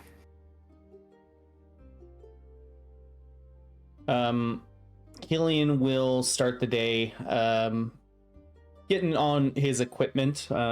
He doesn't like to be unequipped for too long when he's awake, so he was a little bit, while comfortable in the clothes Seraphina picked out for him, uncomfortable at the same time that he wasn't armored up. So he's gonna put on his gear, and he's a little bit hungry this morning, so he's gonna head out to the old tea room and spy Eidos rocking a robe. And he'll just walk in. He'll just walk in. Close your legs, Eidos. Come on. We're all friends here. Okay. Marway, where are you at? Oh, I think Maraway would probably also go to the tea room because tea is delicious. Mhm. And if there's a room dedicated to it, that's where I want to be. And he'd probably be sipping some tea and reading. I think he might be trying to attempt some of the spells out of the Demiplanes book. Okay. Or at least trying to figure out how they work. Okay. Roll Arcana for me.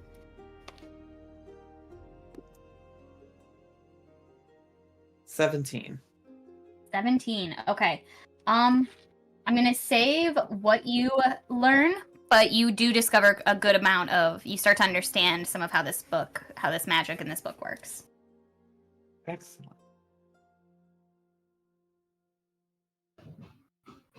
Okay.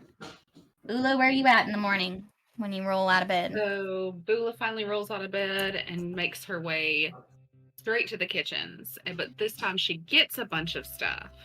And so she comes kind of sleepily, lazily staggering into the tea room with just armloads of breakfast. So she kind of, she like tries to put it nicely on the table, but really she's just like, Just letting it all. yeah. It's like knocking over teacups and all kinds of stuff. Yes, of course. Luckily, like the table and the floor are immaculately cleaned every single night, so the stuff that rolls on the floor is definitely viable with the 10-second rule. Right. If you're comfortable eating off of the floor that Eidos has his bare feet on. Yeah, they have servants for that, Below. You could just order it. Yeah, but then I don't know if it's exactly what I want. And sometimes I don't know what I want until I look at it and I think, that's what I want. So, Very I good mean, point. I like to pick my own food. And Fair. they never bring enough. They just never bring enough. Yeah, it's the decorum of places like this. I'm afraid the sandwiches are not stacked as high as you usually order them at your bars and pubs and such. So I understand. You Too would many think crackers. that more money means more meat, but I don't know, with these tiny little finger foods and whatnot. I think like 10 minutes after this conversation happens, a maid shows up with just tiny little parfaits in little tiny parfait glasses and hands them out for breakfast with a little bit of granola and a single piece of fruit in each one. And Bula's like, see? Told you. So Seraphina will walk into the tea room and kind of look around to make sure that her parents and her annoying brother are not around. And she will describe to them the situation about the arcane oversight. She'll describe how she went to the library and she was talking to one of the professors there about the arcane oversight and how he suspects that this Millicent Maynot might be an imposter. And in order to find out, we have to break into my dad's office and get her arcane signature, which apparently that is where they are stored. So who's ready for a heist tonight after office hours are ready? Zada's just gonna point to Eidos and then Killian and be like, fucking told you, demons. Okay, well, we don't know that, but I guess we'll find out. They could just be a huge bitch. Who knows, Zada? We need to investigate. Could be a disguise. Figured out my plot. Damn it. Cross out huge bitch. I think that evil guy is just huge bitch.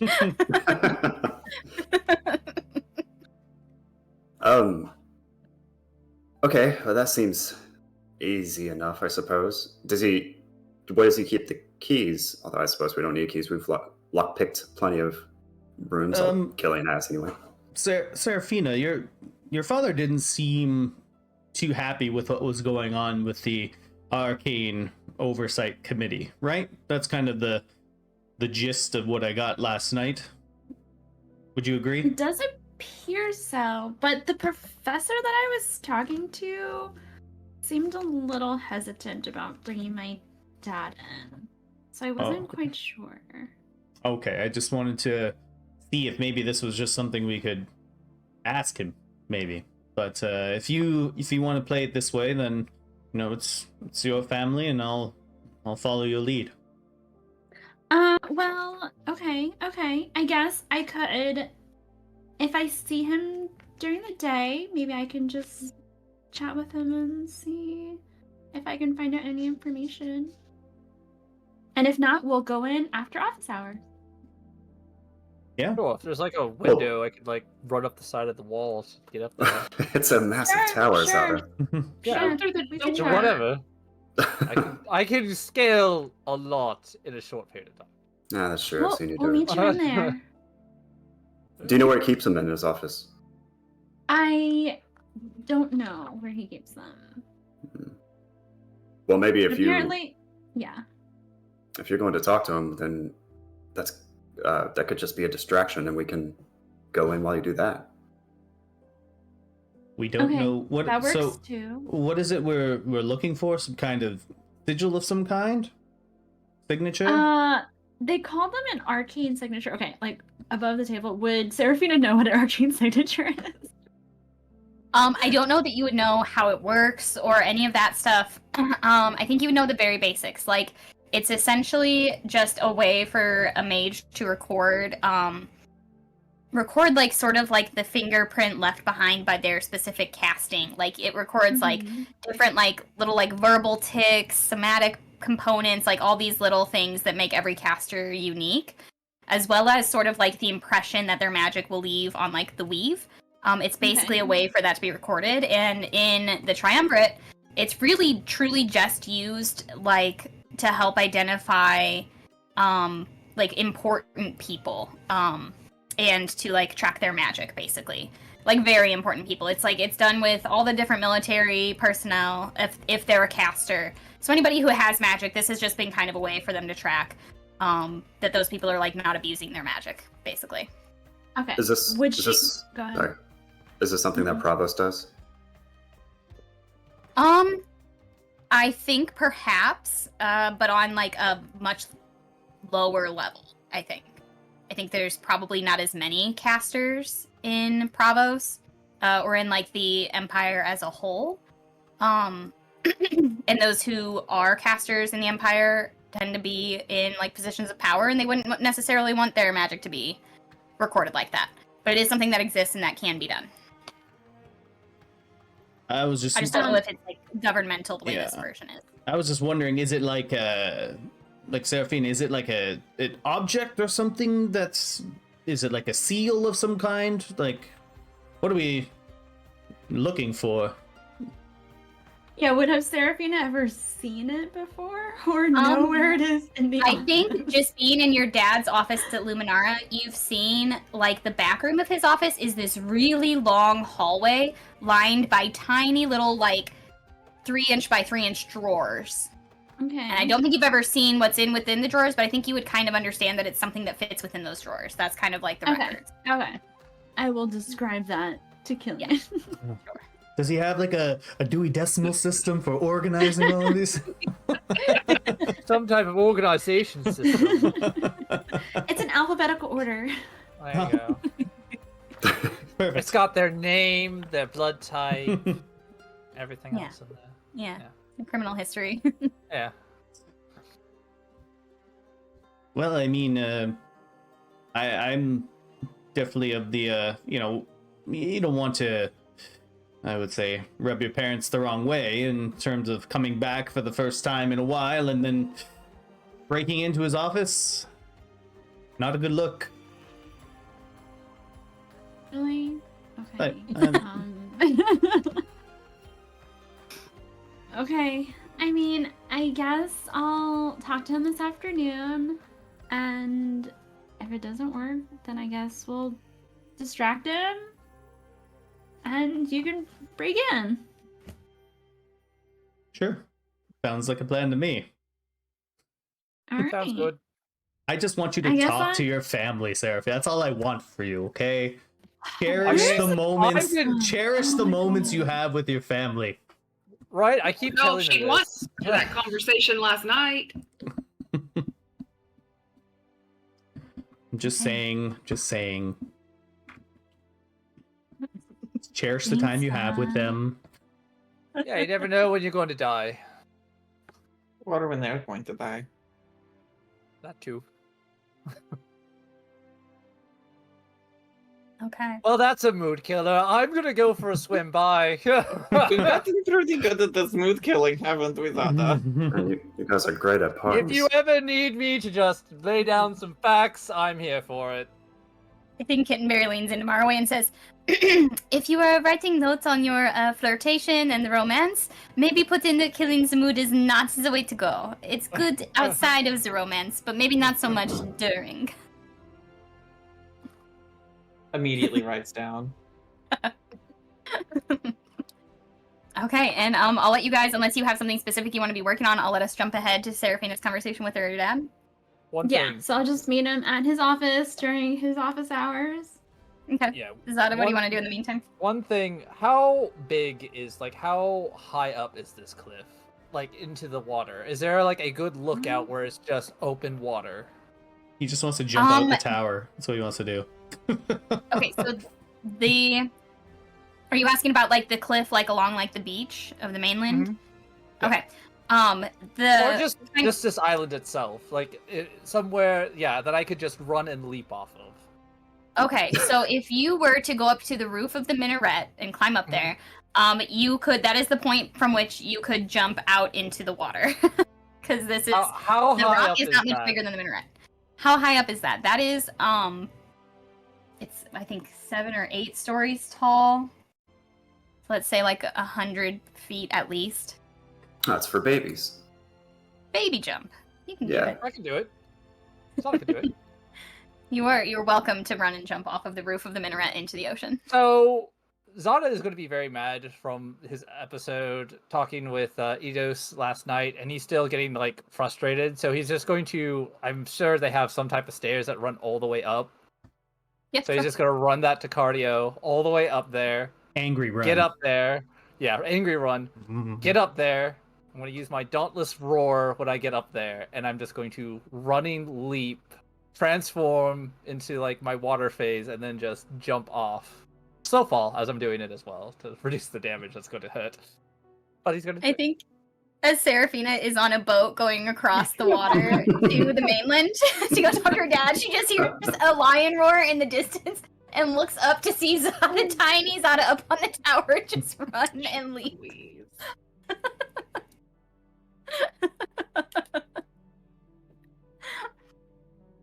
And then he'll just swim yeah, to the main store. Yeah, fair enough. I think Seraphina witnesses all of it. What is Zana doing? So weird. That is one I didn't- crazy kitty. Incredible. Okay.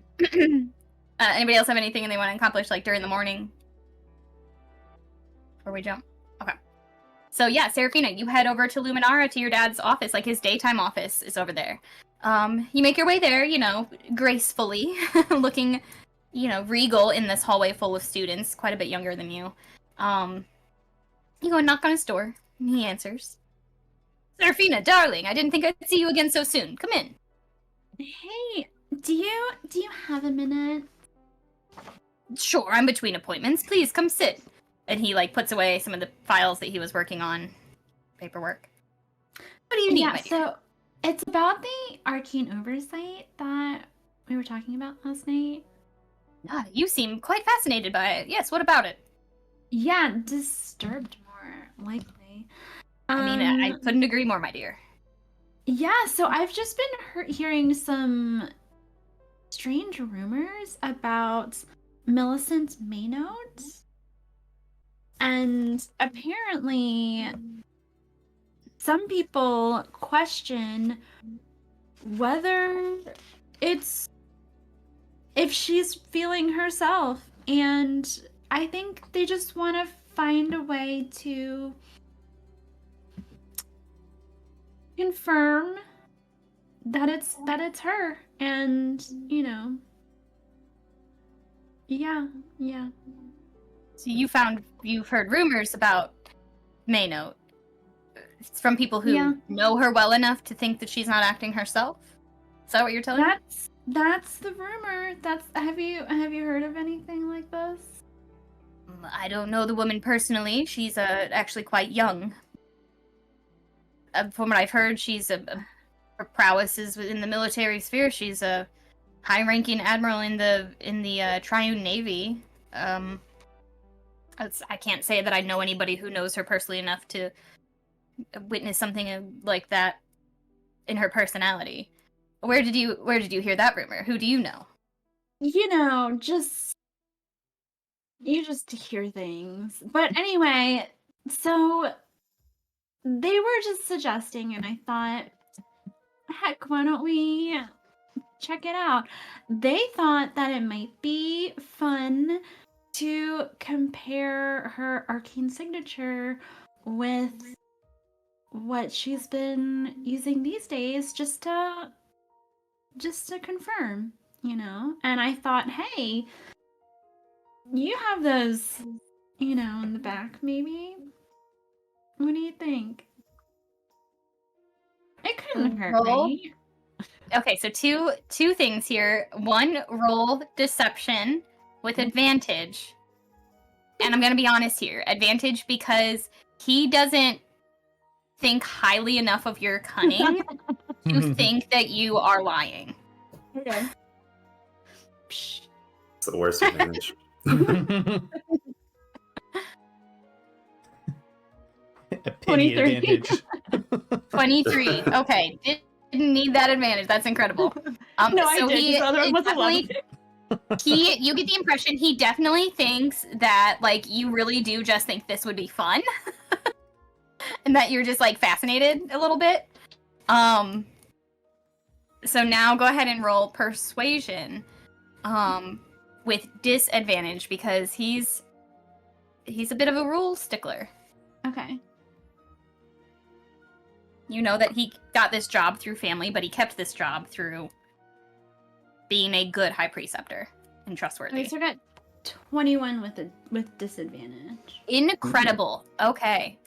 They said you were charming. They meant it. He will lean in and say, "Now, Seraphina, darling, you know what you're asking me is a touch illegal, yes?" What? No. But let's be honest, dear. When the laws don't make any sense, and when they put undue burden on the private sector and on the education of our future mages, perhaps the laws can be bent without anybody finding out. Okay. I think I see where you're going. Yeah, let's bend the rules. Here's what we'll do. You're going to go home as if you and I just had a lovely lunch, father-daughter lunch. And you know about the time I get home for dinner.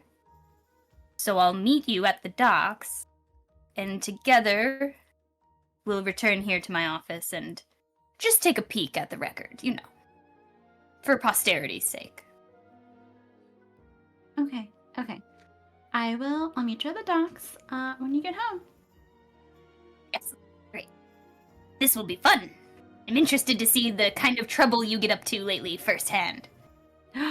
So fun. Okay, well, I'll see you later. Goodbye, daughter. Be good. Not too good. Always. And she'll saunter off. With a couple incredible rolls, you somehow convinced him to help you do this illegal thing. Lucky for you, you get the impression that he is like very, very politically against arcane oversight laws, as he would be. So it didn't take a crazy amount of convincing to get him to buy into just maybe something's a little bit amiss here, and I can backtrack some of this stuff that's happening governmentally. Okay. Once again, you guys can do what you need to prepare. We will assume that you're not, that you can like take a short rest or whatever to get ready for a nighttime heist. Before Seraphina gets back, Killian wants to talk to Ados real quick. Hey, Ados, you know Seraphina the best. Has her family always treated her like this? Oh, yes. Yeah. I mean, there was a time when she was younger that they just assumed that she would eventually get to the point where they expected her to be with her magic, but as that point grew ever nearer, they kind of just, got a little testy about it, judgmental. Nothing outwardly aggressive, just all these constant jabs. It's frustrating to watch. Obviously affects her. Yeah, clearly. And I was wondering, were you there when she first awakened her magic powers? No, I wasn't. She was, frankly, horrible in school. Good with book stuff, but not so much with the practice. But yeah, when she came to get me from Pravos, she apparently had just come into her own. Yeah. And how long had it been since you had seen Seraphina?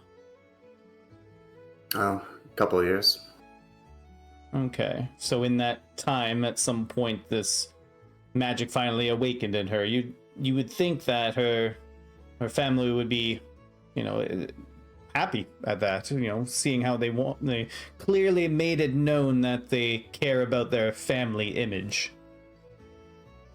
Yeah, I mean, I'm sure they're at least somewhat relieved that she finally found magic, but at that point, she had missed out on the many accolades that her siblings garnered in their school years. I mean, she was a full adult when she got hers, so I suppose it took some of the wind out of the sails a bit.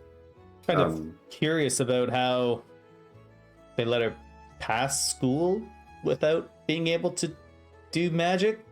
Do you find that interesting? Do you find that odd at all? Ados kind of just turns in his chair and gestures to the room. Nepotism. Yeah. Yes. Yeah, we are in the minaret, after all. You can get away with a lot. Your father holds such a high position at the school, too. I mean, not to say that she didn't put in the time. She was she did. But, yeah. But I mean, no magic at a magic school. It's quite... I just find it quite interesting, her story. And do you know anything about her siblings? Like her mother said she had a sister? Yeah, sister, it inserts the name here. And Cedric. Evelyn. Inserts name here. That one. The tall one. Yeah, they're both fine. They're good people. Adept magic users, obviously. From a young age? Are you aware of? Yeah, seems like they just, were always on the track that they should be, development-wise, magic development-wise. But, yeah, I don't know. Maybe you'll have to talk to Seraphina about her transformation. Yeah, I tried to yesterday. She was a little bit dodgy about the whole thing. I didn't want to pry too much given the night that she had with her lovely family. Well, the topic, I'm afraid, just reminds her of the many, many nights that she had just like last night. It's a touchy subject. I don't blame her for not wanting to speak of it. Okay. Oh, well, That robe looks great on you, by the way. Oh, thanks. It is my color, isn't it? Most colors are. It's nice to see a nice pop of hot pink on you instead of the usual black attire. It makes me appreciate the black more to take breaks from it. Mm.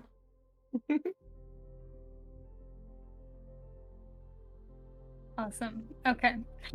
So, I believe Seraphina returns, lets everybody know the plan. That her father was pretty easily convinced. Go ahead. Yeah, I will also make a pit stop at the Ball and Brick to find Sarah to invite him along our shenanigans with my father and everyone else. He laughs out loud at the plan and is like, yeah, I definitely want to do that. That sounds awesome. I'm in. And he grabs the couple of items that he needs for casting and follows you back to the minaret. Okay.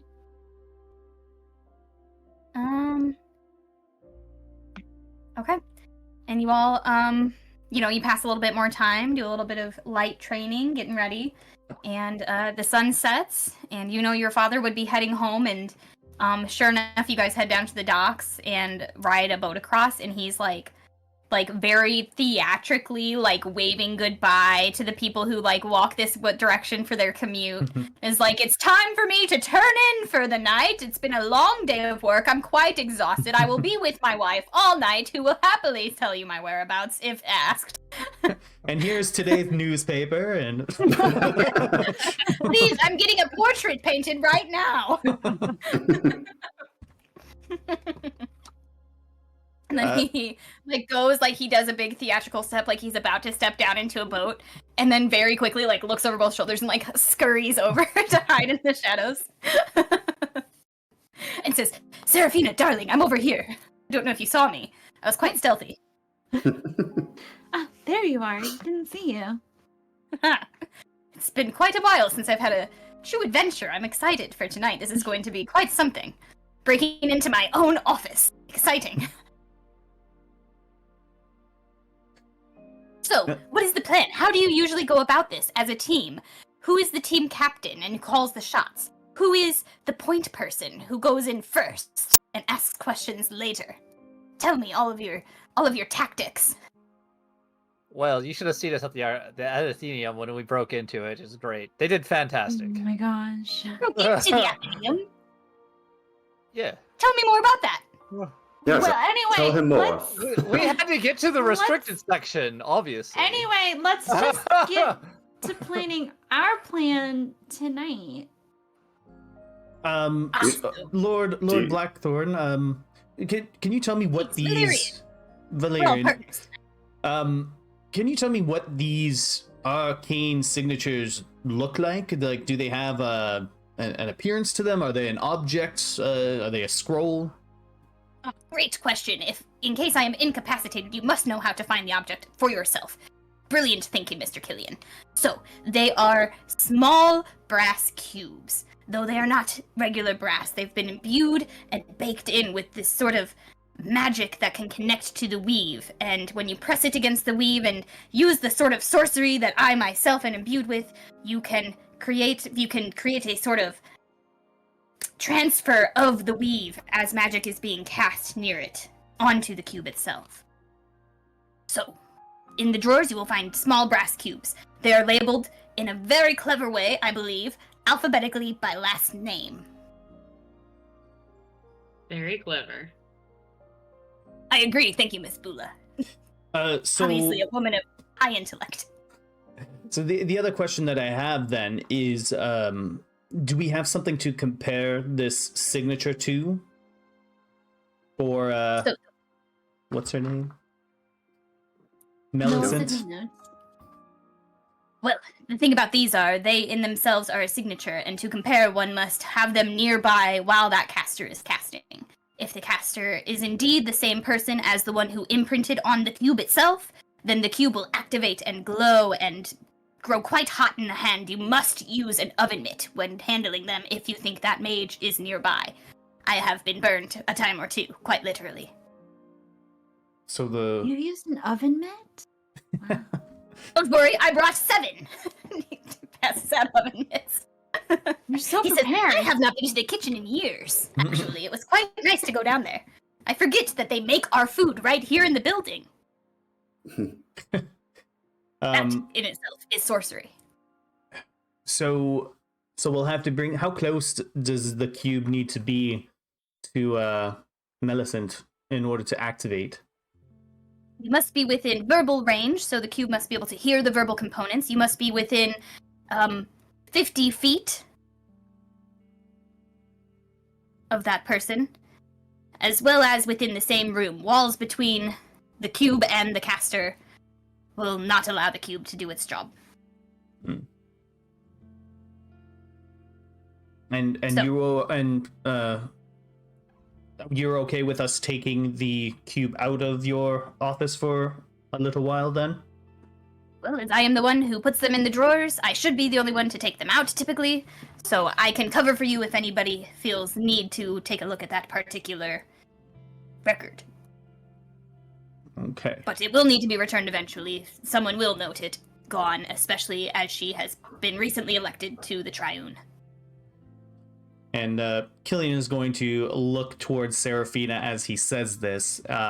So, Valerian, you're coming with us to your office? Well, I certainly hoped so. I believe that is the deal Seraphina and I made earlier today, so that I could unlock the door. No. Though I suppose it would be more akin to, it would be a bit more fun if I wasn't there, I am realizing now, and that I have invited myself to a party, so to speak. Seraphina, shall I go back upstairs?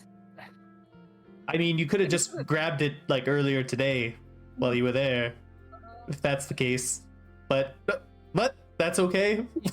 You know, this is an exciting possibility. You know, Is it? He's Killian, opening the door I- for us. It's not that exciting. Killian, stop trying to stop the father-daughter bonding moment. Hindsight, I could have brought it home with me today quite easily. I do apologize. I have made this much more complicated than it needed to be. That's okay. That's hey. The more the merrier, I always say when you're It's breaking your- and entering into places. it's your first time. It's going to always go a little off, and you know, it's just gonna. That's just how it works. Seraphina, As Killian says, the more the merrier. We're gonna get Huthamer and Eden out and get them ready to go. Seraphina, another question. Why is the guy we beat up a couple of days ago here as well? What was his name? Zareth? Sorry, Zareth? I didn't mean to, There's like, throw Zare's that good. shade on you.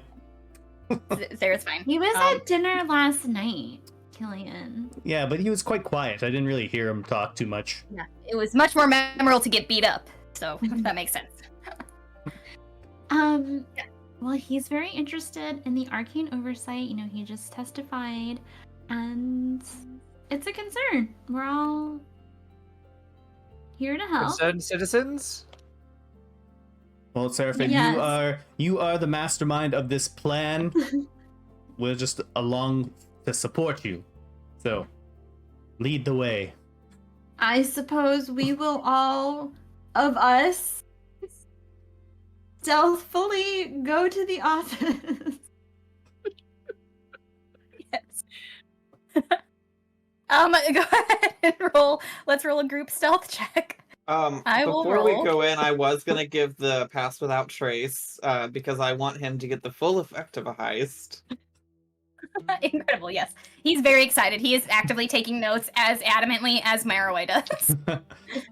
How many people does that affect, Bobby?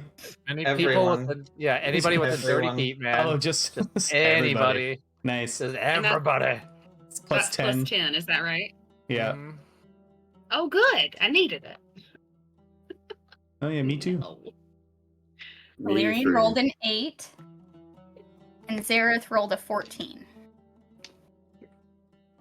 Wait, the pass without trace adds 10. Oh, it adds That's 10. 10. Okay, so we've got a 24 and an 18. Much better. Okay, so Seraphina has a 15. 9. Seraphina has a 19. 27 for Zada. Oh my gosh. Killing got I rolled a 9. That's Yeah. real low. Killing got 21. I rolled a 5. I rolled a 9. I got a- thought that was really high. I got a 16, and I also rolled a 5. Dang, guys. I rolled a 9, +1, +10. That's a dirty 20. Nice. Ooh, filthy. Dirtiest 20. Oh, Filthy. Oh, yeah. dirty Oh, yeah. 20. Okay. My That is dad's enough. here, guys. Though it would be completely normal for this group of people to be walking through the dinner time streets of Nurdistand. No one would question it. You guys are invisible to the naked eye. You are going from alley to alley. You're jumping from roof to roof, akin to kitten chasing back in episode 1. You guys are invincible at this point. And you make it to Luminara, which is like, by all intents and purposes, after hours. It's like pretty well shut down. It's dark outside. Inside, the lamps are turned down low.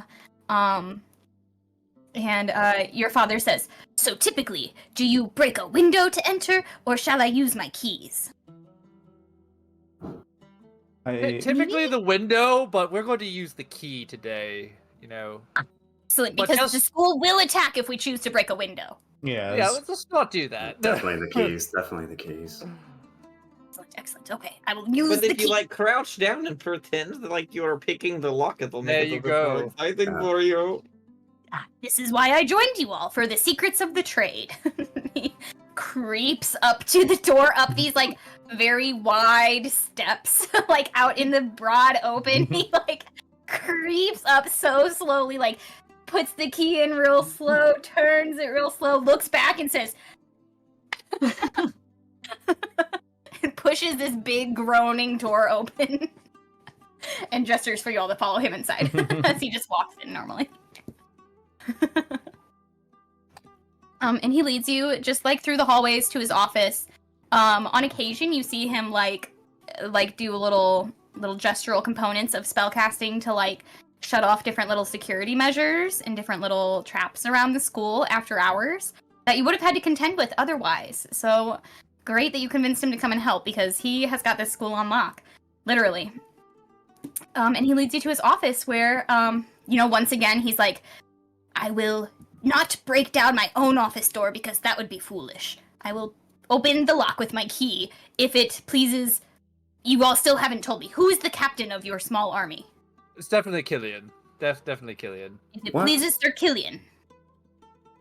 Yes, you may open the Debatable. door of your own office. I am worried that you all have not chosen a captain. We should talk about this on the way home later. You should all really have a leader. Anyway, and he opens the door and gestures you all inside very quickly.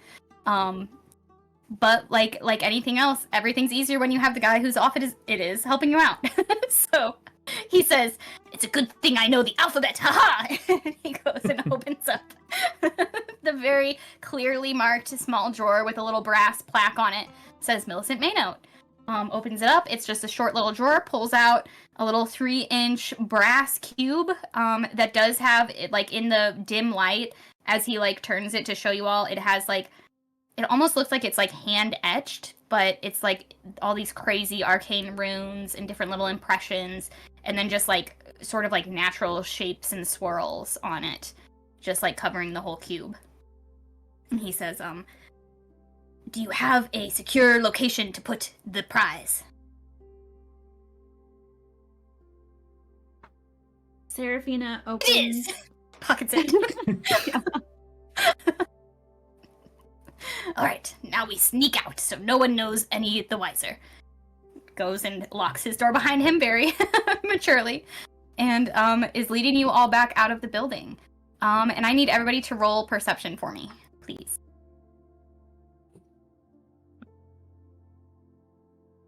8. 16. 13. 14. 17. 9. I rolled 2.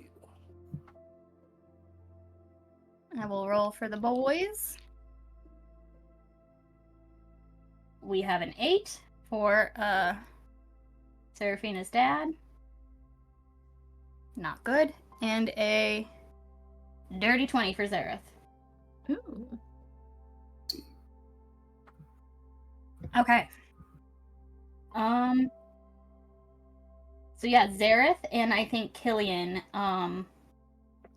you both like at the same moment, you're like heading like back toward the exit. There's these like 2 stairs going out a side exit that he's leading you out, just sort of a shorter way outside. And you and Zareth, I think, both stop short, because you both like just the hair on the back of your necks raises. And you like immediately like clock each other, noticing as you both sort of stop. And Zareth just whispers, ready yourselves, we're being watched. And he pulls a dagger and his like arcane focus and just kind of like scans the space. You're in this hallway, there's like a classroom to your right, the exit doors straight ahead of you, and then a couple like small office doors and such to your left. And as he says that and stops you all, your eyes kind of adjust to this sort of dim-ish light, and far too many figures kind of like come out of different classrooms and office doors, and 2 of them step down from the entrance stairs, guarding your path. And everybody go ahead and roll initiative as this hooded figure, this hooded sort of humanoid-sized figure, says, I think we're here for the same thing. Why don't you go ahead and hand over that pretty little device, huh? And everybody go ahead and roll initiative. Dang. Seraphina has 7. I literally cannot get lower than a 7. That is impossible for me. Thanks for rubbing it in. You're welcome. Boo has got a 10. That's 10 for me too. Killian got 18. Got it. 14. You want to trade Marway? I'll give you a 13. What'd you have? 13. I'll take it, yeah. I'll swap with you. High five.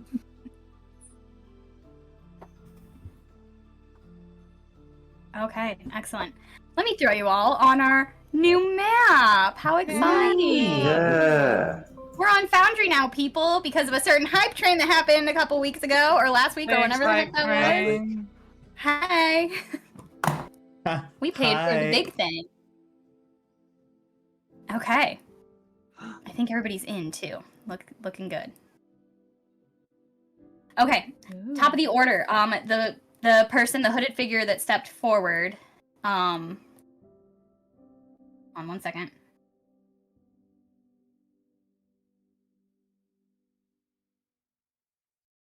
Okay. Where is he?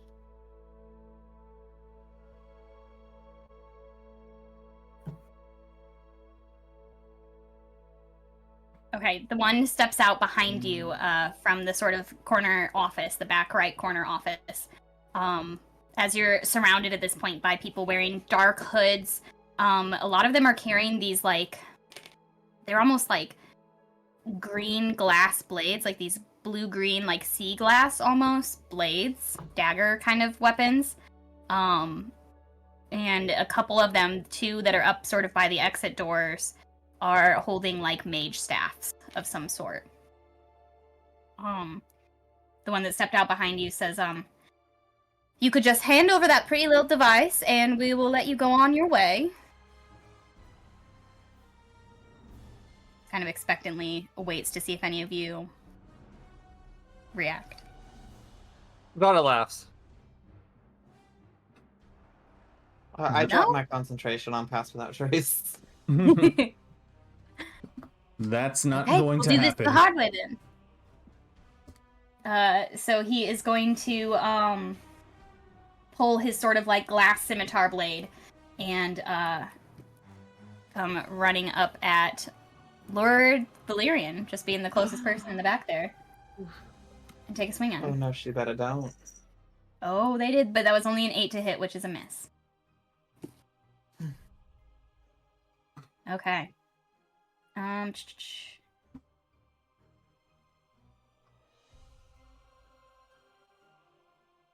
Killian, you're up next. All right. Killian is going to run in and kind of intercept this guy that went after Lord Blackthorne there. He will take out the whip and get to striking.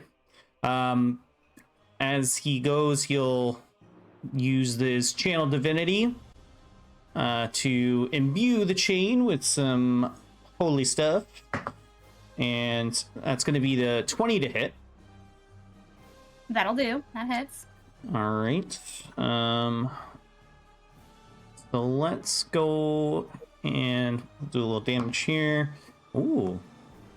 12 radiant damage against that guy for the first attack. Nice. Second attack is 22 to hit. That hits. I'll go ahead and I'll burn a Divine Smite. Well, first level. So an additional 2d8. Okay, so 9, 10, 16 radiant damage. Nice. He goes down. Perfect. And then I'll just say to Lord Blackthorne, just stay behind me, Lord Blackthorne. We'll protect you. Will do, son. And that's it. Okay. Lord Blackthorne is going to duck behind you. Yeah, he doesn't want to move out of range, though. He'll just move sort of closer to you, but stay within attack range. As he's casting a spell. And from inside this classroom, sort of to your north in the map, you hear some, like, wood rattling, wood shaking, that kind of stuff. That's all he'll do for now.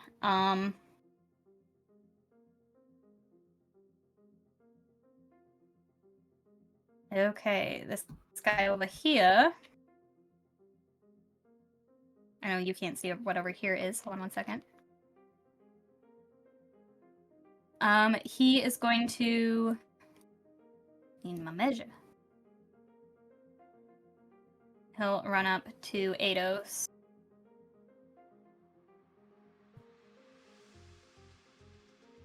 Maybe. Ah, I'm still measuring. Okay, and Ados, he's going to take a swing at you with his blade. That's a 15 to hit. That does not hit. Okay, very nice.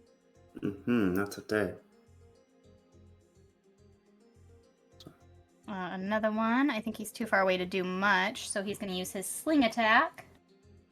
And he'll take a swing at Bula. That's going to be a 22 to hit you, Bula. That hits, but which one is kind of... He's standing on, like, the black sort of rug platform area. Down here. Yeah, okay, gotcha. Yep. Okay, what's the damage? Alright, that's going to be 7 bludgeoning damage plus 2 cold damage as this, like, icy rock blasts you. And I'm not raging yet, unfortunately. So you said 7 and 2? Yes. 9. Okay.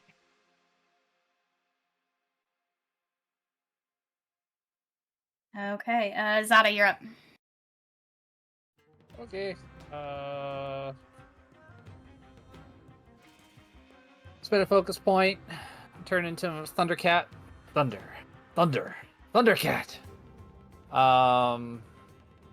Let's see. I guess save Seraphina's dead. Is that one already dead? Is that one dead? The one by you guys is down, yeah. Let me mark it. Hold, please. So you'll need to approach another. Okay. Let's see.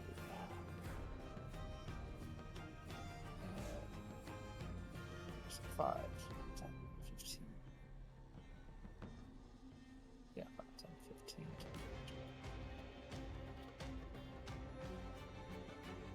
60.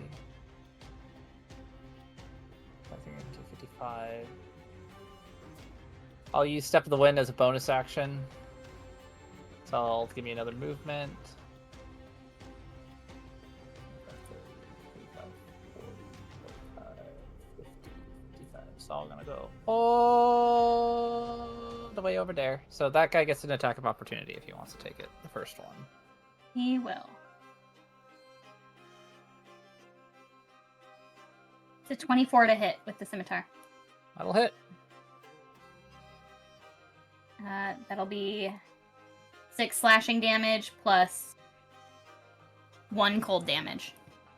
Okay.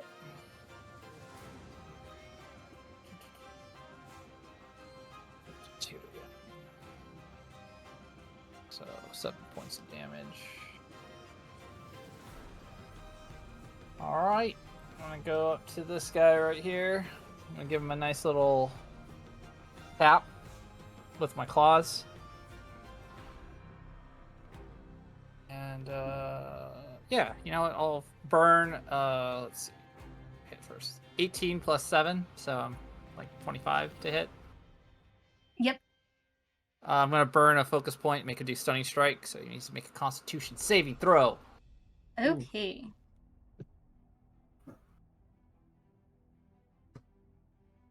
15. Just barely makes it. Nice. 14, I believe, is my stunning strike. Double check. So much monk stuff now. Yeah, 14. Alright, so just the next attack just has advantage. So that's a d8. So that'll be 6 points of thunder damage. I'll make my second strike. 20 to hit. That hits. And that'll be 5 points of thunder damage. 5. 5. Nice. 5.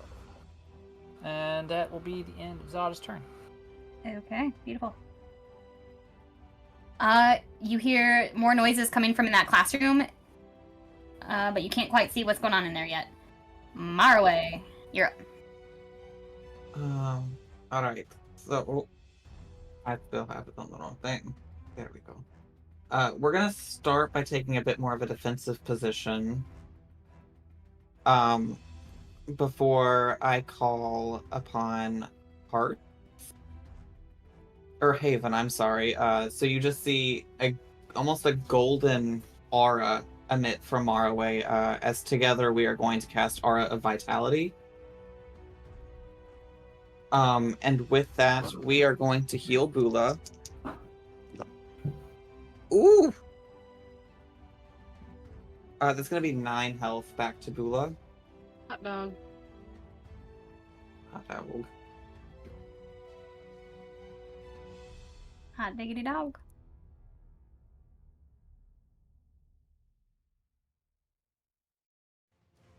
Anything else for you? Oh no. Yes, there is. But wait, there's more. Oh, wait, there's more. We're gonna step Huthamer closer this way, and we're gonna attack this guy towards the south. Okay. As our bonus action.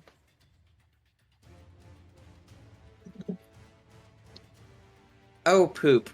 That's not gonna hit unless a 11 hits. No, sadly it does not. Unfortunate. And we'll just move Eden down as well, and that will be the end for us. Alrighty. It is Zareth's turn. He is going to...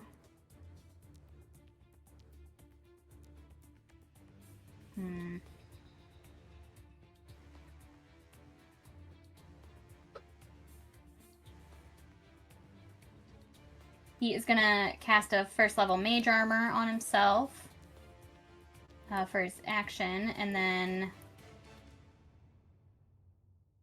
within range with anybody.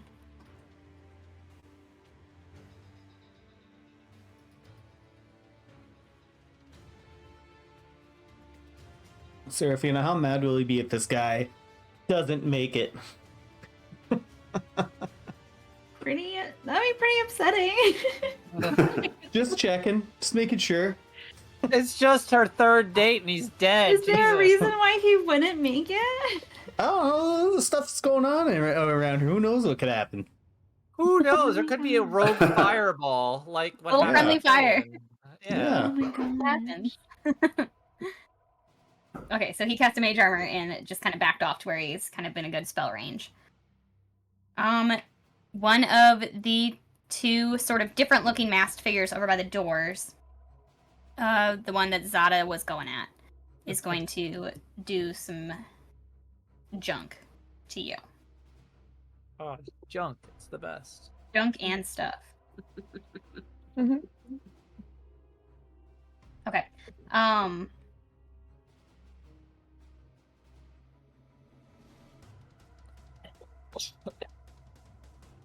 He's actually gonna cast a Conjure Elemental. And a large water elemental appears right behind you, Zada. Well, hi there. Oh, hey. And on top of that, he's just going to try and whack you with his staff. With only an 8 to hit. Nope. Yeah.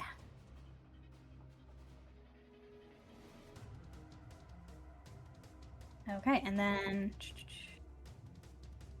have to find everybody. There he is. The cultist on these sort of southern stairs is going to pop you with his or her sling attack. Heck yeah, I'm rolling like hell tonight. That's a 24 to hit. To Zada? Yep. Deflect missile. Deflect missile. Okay. Very Ugh. nice. I get like PTSD flashbacks every time a monk says that. A bit of my soul dies every time. That will be plus 10, so I deflect 12 points of damage. Okay. Her damage total was only 9. So you can deflect it all. Whack. Just bat it away. Very nice. Alright, then the water elemental that's been conjured up behind you is going to go and make a...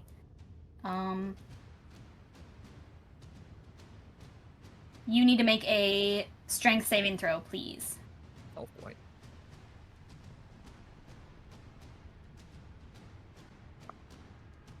Huh, 15. 15, the DC was 15, you just beat it.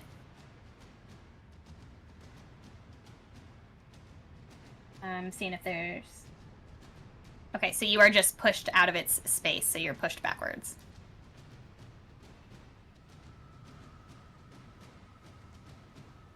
Okay, excellent. Bula, you're up.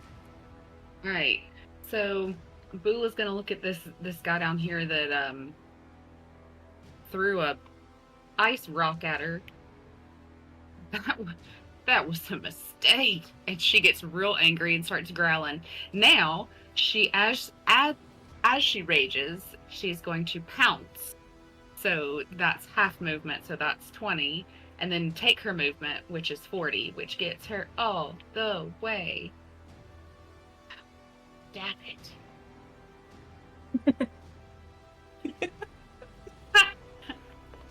How do I make it go away? On the left side of your screen, there should be a little, like 6 boxes. One of them looks like a person. Click on that one. I did. And then there's like the square box at the top next to the person, like Got directly it. to the right. There you go. Thanks. Okay, that gets me exactly 60 feet. So I am in this guy's face, raging, spitting, loving all of it. And she's gonna pull her, of course, her great axe out. Of Oh, course. as she rages. Something's All gonna of a happen. sudden, so not only does she get in his face, she pounces, and then all these little it almost looks like there's Christmas lights popping out around her. Just these multicolored little, like, she's just so angry, and they're just like popping out and hovering around her. They're so pretty, and you're so mad. So So beautiful when Bula. you're angry. Did Bula just create like a rave, like angry raving? Right. The mantra Okay. has entered the building. Rage rave. It's a rage rave. Oh, and we are definitely using lucky points on that. Because yikes. And this dice is about to go to jail. Poor dice. It's not been nice to me today. Okay. So that is going to be 18 to hit. That'll hit. Yeah, it does. 13 points of slashing damage. Of slashing. Slashing. Nice. And there's nobody... Yeah, there's nobody close. Okay. Okay. She's gonna do it again. If I can click on the right tab. Okay. So she is going to... So she takes one slash across this way, and then just twirls it, and she's gonna go right back the other way. Beautiful. Oh, yum. Yum. Yum. That was delightful. Okay. So that is going to be 25 to hit. Yeah, that hits. Yeah. That's yummy. Heck yeah, sis. What's that? Yum. Oh, come on now. That's not quite as fun. So that's just 9 points of slashing damage. Okay. Still hanging on. And then she's just gonna scream in his face. And Yeah, more, of course. more little. It's gonna be a combination of saliva and colored lights coming out. Rage rave. Rage rave. They're playing Screamo at this rage rave. Yeah.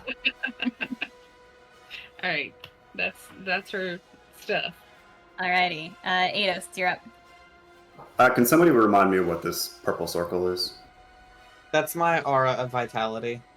Okay. If you stay in it at the start of my turn, I Really? get to heal someone in it. Nice. Eidos does a quick pirouette to the right here. Oh, no, he doesn't. Trying to evade this guy's attack. And as he pirouettes, he's going to cast innate sorcery. It's going to get a little beefier. And he's going to shoot a lightning bolt straight through this dude's chest and try to also hit the guy in the southwest corner on the stairs. Because it goes in 100 feet. And yeah, anybody caught in it has to make a dexterity 16 saving roll. Okay. Did you know you could draw out the beam Bean. Draw out the beam, what do you mean? like this? Wow. It's a bean. So for the first guy, the one right next to you, that was a 5 on that dex save. And for the one further away, that's a nat 1 for a 4. Oh. That's not gonna do it. All right, Add rolls. I roll a bunch of dice. Yeah, roll on them dice. I got a 3, 8, 13, 19.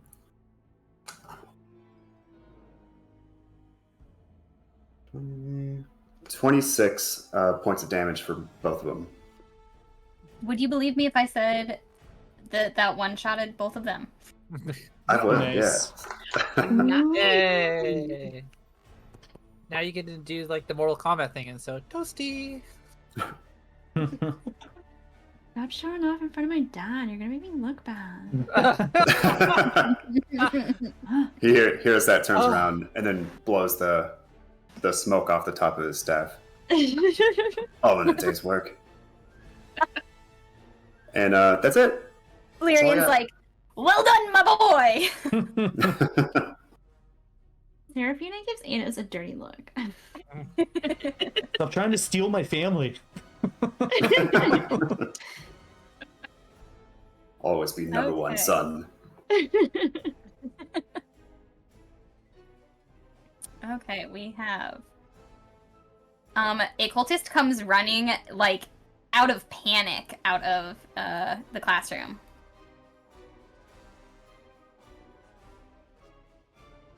Okay. And looking back over his shoulder, you don't see what's chasing him, but he is afraid. But he is going to go ahead and make a sling attack at Seraphina while he's nearby. What? That's a 13 to hit you, Sarah. Let me see. How I guess that hits. Don't psh prematurely. Does that hit? Yes. You push prematurely. That's embarrassing. So that's 5 bludgeoning damage plus 2 cold damage. The 7 total. Yeah. Okay.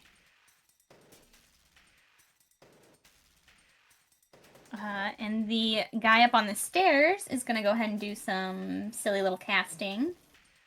Oh, yeah, I'm gonna do it. Zada, make a charisma saving throw. Oh gosh. Okay. It's probably fine, guys. It's probably nothing. It's And by nothing, no big deal. no big deal. It's not gonna do anything terrible. Yeah. Oh, it's fine. no. That's a 3. So I only have, like, a +1 or 2, so that's 5. That's 5. Yikes. Okay. You have been banished. What? Oh my gosh. And Zada's gone. What? That's not good. It was only a matter of time. It was only a matter of time. Which one did that?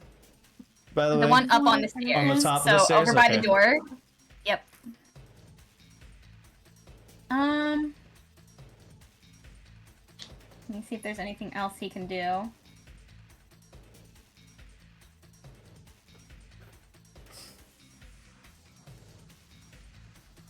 And he is going to move and just sort of take cover.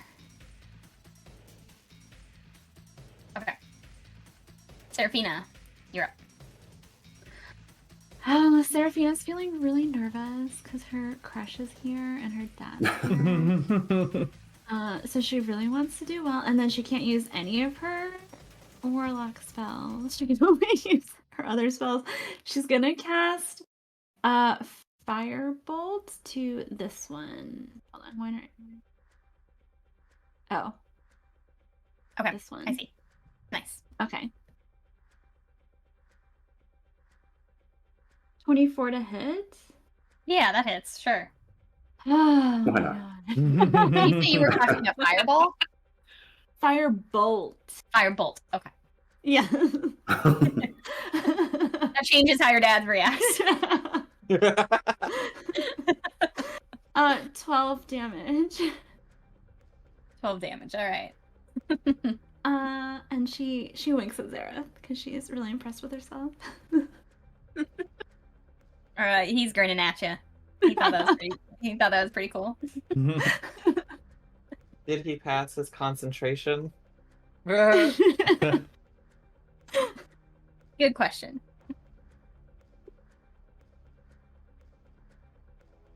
With an 18, yep.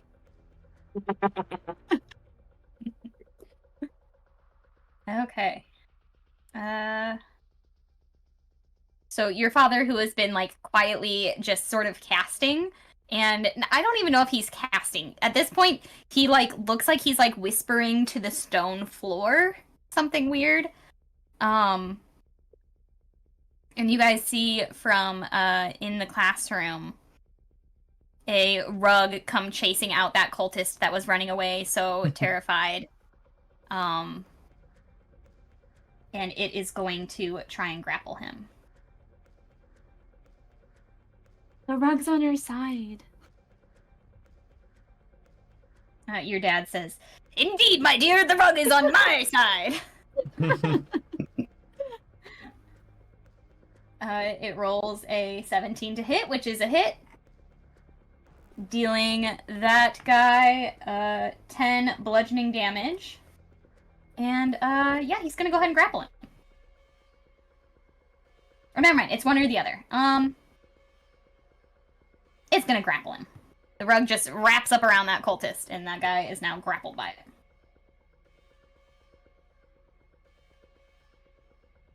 Okay. Where are we here? This guy down south of Killian is gonna go. He'll just, you know, do some stabbies, I think. It's gonna be a 22 to hit you, Killian.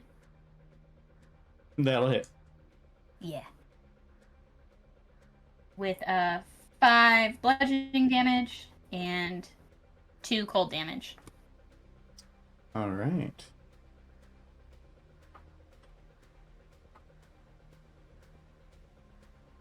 And then the last guy comes running out of the classroom, also in kind of a panic. Let me do some measures here. Yep, we're gonna run right on up to Bula. Not smart. Probably not, but he doesn't know that. It's gonna be a 19 to hit with the scimitar. Even though her AC feels just a little extra beefy, yeah, it still hits. Yeah. It's gonna be 8 slashing damage plus 2 cold damage. Okay, 2 cold, and you said 8 slashing, so it's 4 Yeah, slashing. 10 total. Yeah, 4 slashing. Okay, so 6 total. Yep. Because now she is raging. She says, I don't think so. Okay, back to the top of the order. Starting with the first guy that initially attacked. He is actually going to use his action to do sort of a contested check against Valyrian to try and, like, grab for the cube, the record. Which guy? The cultist. Oh, no, he's dead. Never mind. We're going to move a different one in. Never mind. That one's dead. It's Killian going first. You killed him. Go for it. And I'll do it Good again. job, Killian. And I do it again. I was highly concerned for a moment. I was like, oh god, they're dead and they're still taking shit from us. I'll attack the fine gentleman that struck me. So we're gonna attack with the whip. 22 to hit. Yeah, that is. I'll go ahead and I'm gonna use. I'll go second level Divine Smite on this guy. Okay. So that's for 7 and then geez, math. 11, 18, 24 radiant damage. That does it. That's all you have to say. Don't you stab me. I stab you. All right, and then I still have some movement. There's a guy caught in a rug, so I'm just going to go the other direction. I'm gonna head kind of in a straight line, get closer to Bula. How far is this guy? They're a little bit out of range. Okay, and that's where I'll end my turn. Okay. The water elemental is gonna do some stuff and some things. To be honest, it's gonna gang up on Bula. Come at me. See if we get a recharge here. We do. All right, Bula, make a strength save. Okay.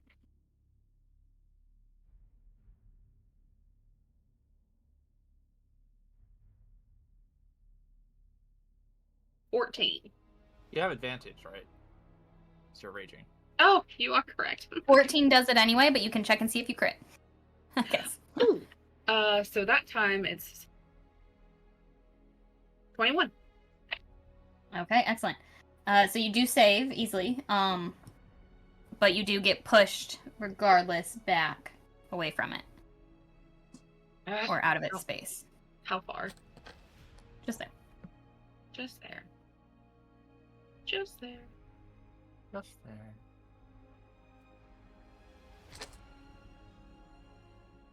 Okay.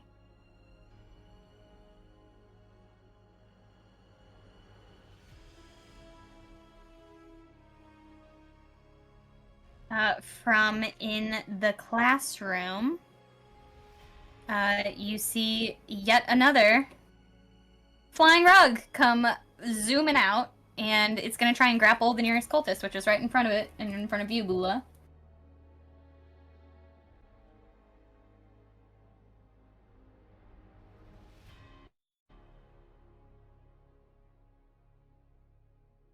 And the cultist rolled a nat 20, so it is not grappled nor bludgeoned. But that rug's going to keep on trying that. You get him, Rug.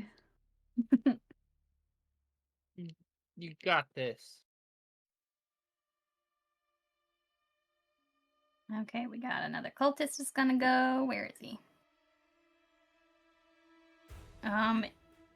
One of the ones over by you, Bula, is gonna go ahead and it's not gonna move into your range, but it's gonna try a sling attack on you. With only a 9 to hit. Oh. Alrighty. Zada, you're up. No, it's not. Oh, no, he's not. Yeah. Just floating in space, just looking, contemplating what to punch, but can't.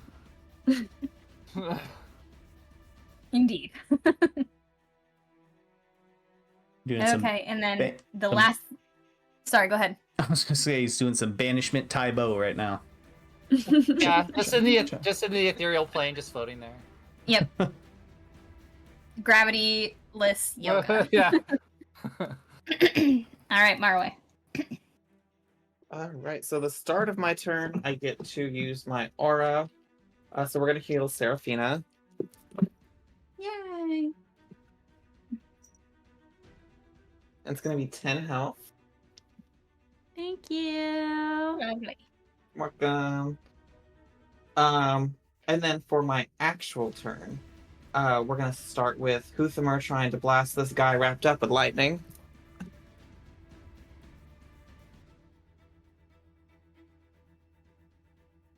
Does a 12 hit? No.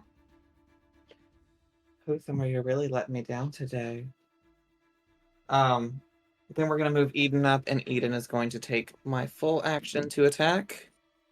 There we go. Does a 15 hit? Yeah. Oh, beautiful.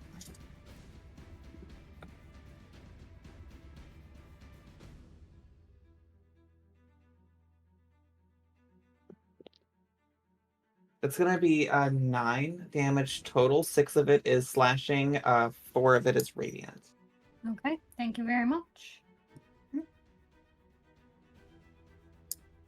And that's gonna be the end of my turn. Excellent. Okay, next up, we've got Actually, real quick, Zareth. can I take that back real Sorry. quick and just take Yeah. a couple steps forward? Just so I can get this aura a bit closer to Bula. I don't know. There we go. Okay, just kidding. Now I'm done. Sorry. All good. Okay. Zareth's turn is next. He is going to cast Blight on the one that's wrapped up in the rug as well. I'll roll a con save for that guy.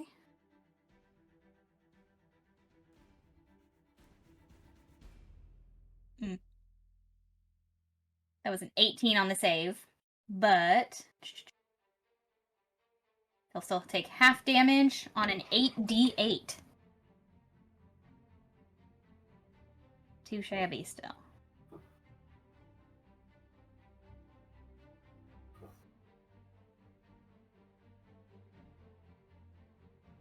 Oh, gorgeous. It's going to be 21 damage in one shot from Zareth on that guy, which kills him.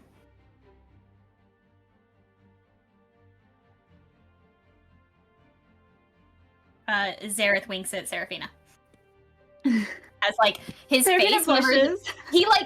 I want you to know he is a tiefling man, and when he casts his necromancy magic, his whole skin turns like this like green black like rotten color, like his eyes go black, his like veins are visible under his skin, like his skin almost goes like transparent, so he's freaky looking. But he winks at you. Seraphina finds it weirdly hot. Girl, I'm with you. Not Marway, but Bobby the player. All right. Don't measure him, John Paul. That's fine with me. Don't.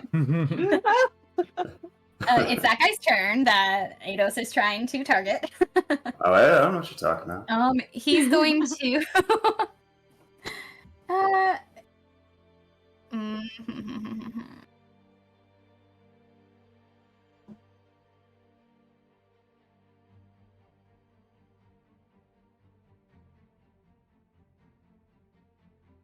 He is going to cast Stellar Bodies.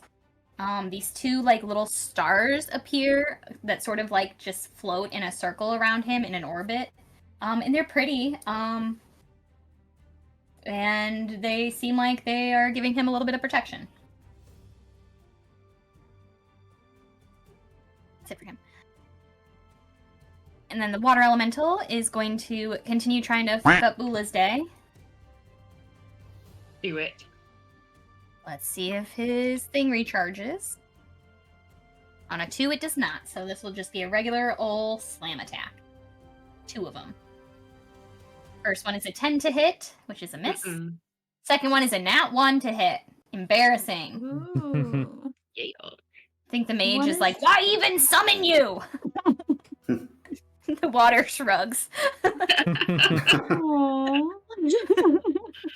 No, it's Bula's turn. All right. I know how it feels. So she's gonna just turn to this one right in front of her. He ran up on her and she said that was a bad idea, and it was a bad idea. Maybe not. Jeez Louise. We're gonna burn another lucky. Why not? I am just not Lucky. doing great.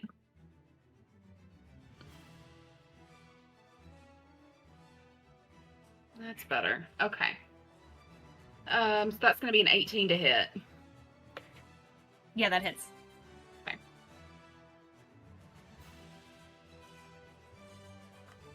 So 15 points of slashing damage.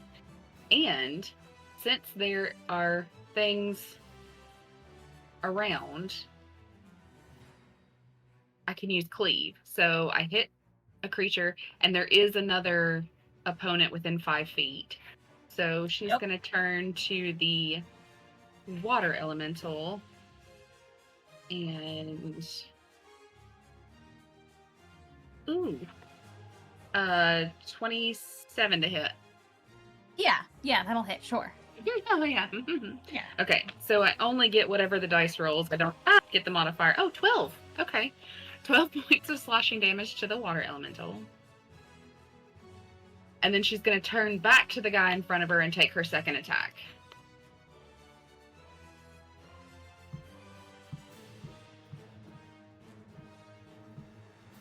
With another 27 to hit. Sure. Yeah, once again, yeah. All the things. Yeah. And that's going to be another 12 of slashing. That will do it for him. He is out of the Nice. picture. Kill shot. So she hits him, turns around, slices through water. I don't know. Yeah. It works. It's fine. And then with her dripping axe, she's going to pull it back around and just clean in half. Hot. I love it. The top half is just going to... Nasty. And she's going to just give a good shout, a good kind of growly, spittily, like, yeah! As more lights pop out around her. Pretty. Rage Rave. Rave. That's right. Ados, you are up. All right. He runs forward. 1 and 2 and a 3. Let's see. I did my math.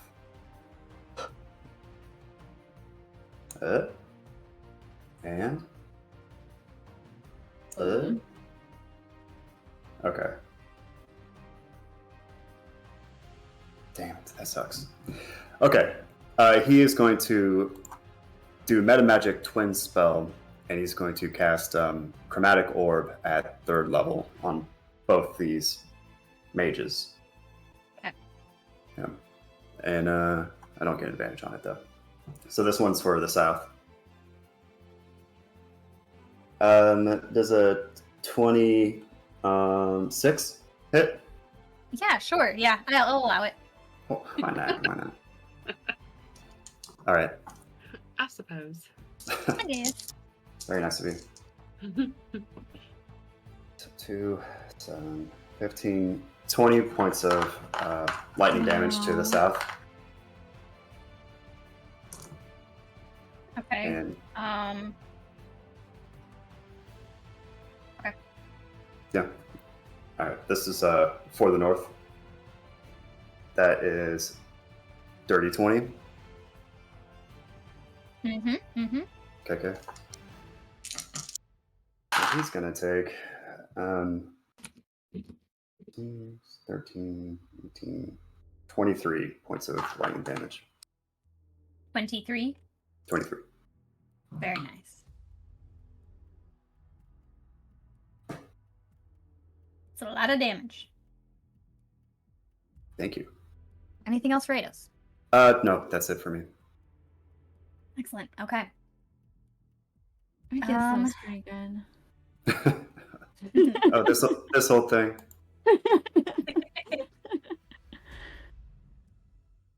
Let me see here.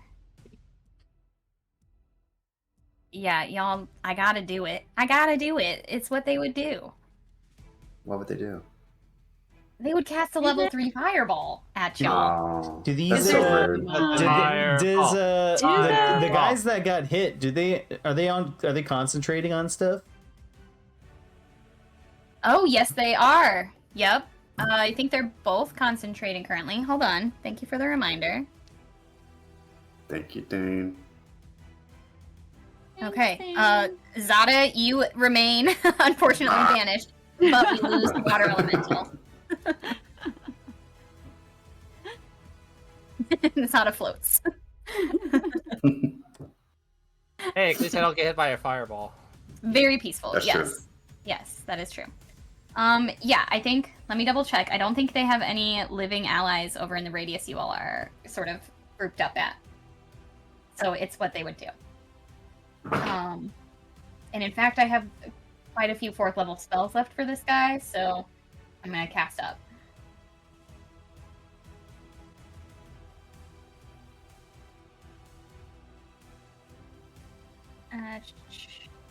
Everybody make a dex saving throw. Let me find my radius here. 20-foot radius. Oh my god. Measure 2! I think he can get...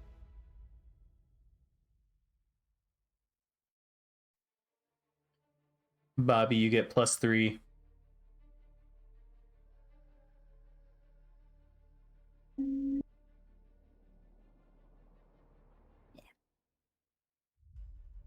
Okay, so Ados, Killian, Sarah, and is Marway in there? Yeah, Marway's in there. And Marway, all of you go ahead and roll a dex save. Seraphina has Oh. 18. I 18. also have Sarah. an 18. Okay, those And are along dex with saves. that, we're going to be casting Absorb Elements. Ados has 11, and he too will be casting Absorb Elements. Killian got an 11. Okay. Will he be casting? I'm sorry. I have a 21, actually. I forgot about Killian's +3. Will not be casting Absorb Elements. I'll be taking the full.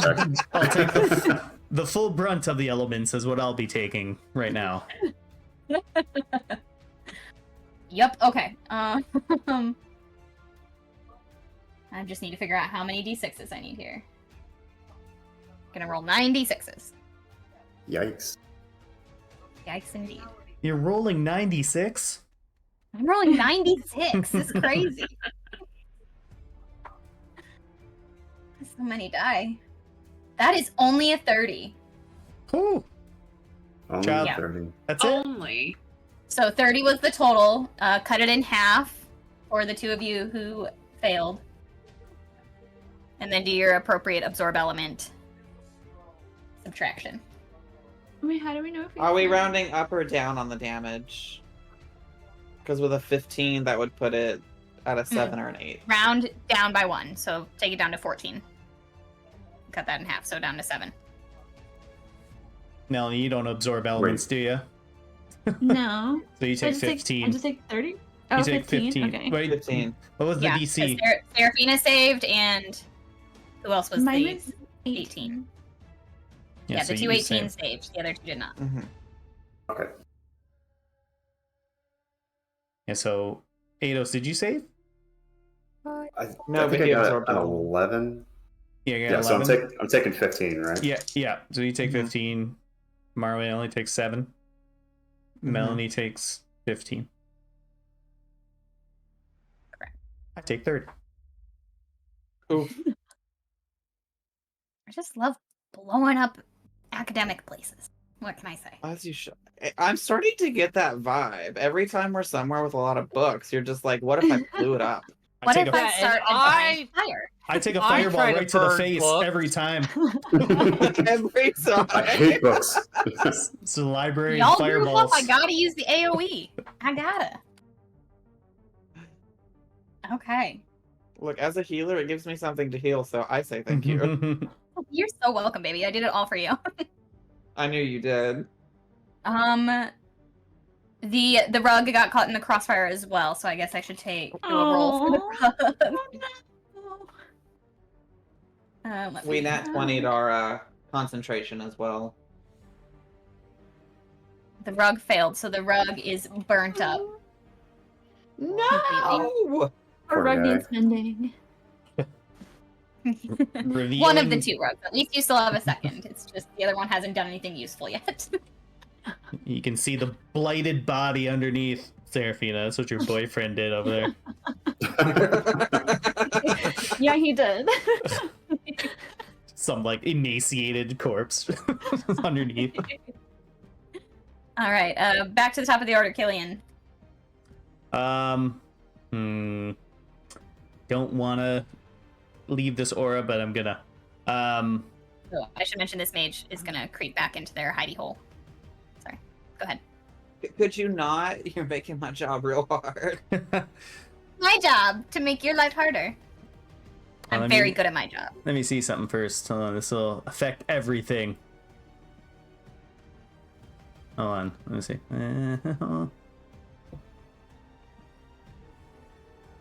All right, we're good. All right.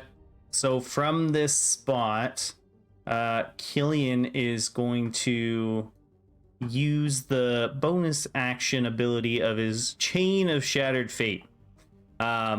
So Killian will just kind of start taking the chain and just start kind of almost like lassoing it around his head. And then he like slams it into the ground, which propels him forward about 60 feet. Wow. Oh yeah. Hell yeah. So he's gonna head like right over here. Keep that for you. He's wee. There he is. It worked. And then he's gonna run into this room and just start whipping the shit out of this guy and just kind of fireball. Just That's so start terrifying. hitting him, beating him senseless with the whip. So 25 to hit. Horrifying. 25 hits, yeah. All right. That's only gonna be 7 radiant, but make him roll concentration on that first hit. How much radiant? That was only 7. 7, okay. But he will roll his concentration.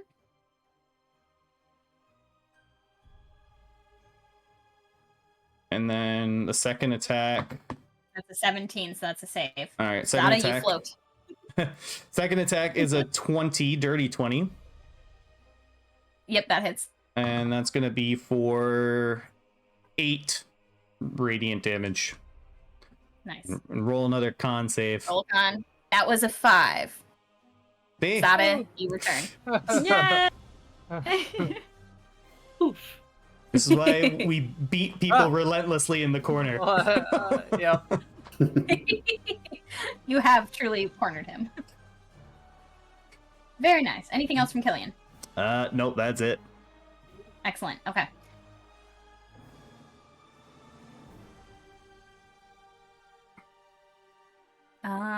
Where is he? Guy over by Bula's gonna pop up next to her and go at you with his little sea glass scimitar for a 23 to hit. Ugh. Yes. I know. I'm sorry. I'm not. So you've got 5 slashing damage plus 1 cold damage. Okay, so the First slashing roll. is in half. So, So, are we going 2, to rounding down. Yep. So 4. Yep. She just laughs at him. He snarls at you. His breath smells like fish. It's nasty. No, Ugh. been sailing. What an unnecessary detail. Right? Ew. Great at my job. Zada, you're up. Freedom! Welcome back. He's just gonna see the person next to him, still there, and he's gonna punch him.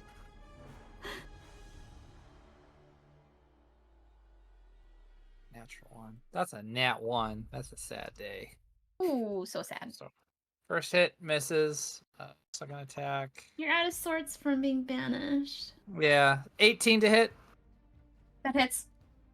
Stunning strike. Constitution saving throw. That was a 2 on the die for Jeez. a Stunned. Unless he can get For over 3 14 total. with that. Yeah, so he's stunned. nice. If he's concentrating on anything, drop it. But I think the I elemental's don't dead. believe neither of them Yeah. are concentrated anymore. So that'll be 7 points of thunder damage on him. And you know what? I got some focus points left. I was gone for a while. We'll just burn one for a flurry of blows. So he gets. I'm gonna make 2 more attacks, both at advantage. So it's a 23 to hit. 5 points of thunder damage. Let's go through. Wow, a 2 and a 1. So that's not gonna hit. Yeah, that's it. As his reaction, I need you to throw a wisdom saving throw for me. We can't. He's stunned. Oh, you're right. You're right. No reaction. Okay. Bueno, you got me there. Marway, you're Alrighty.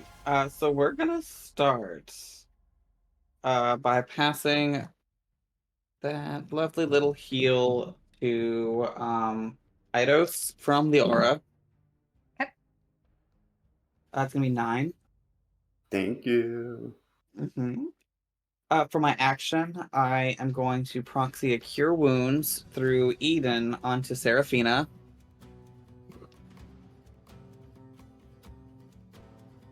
Is that what I'm doing right now?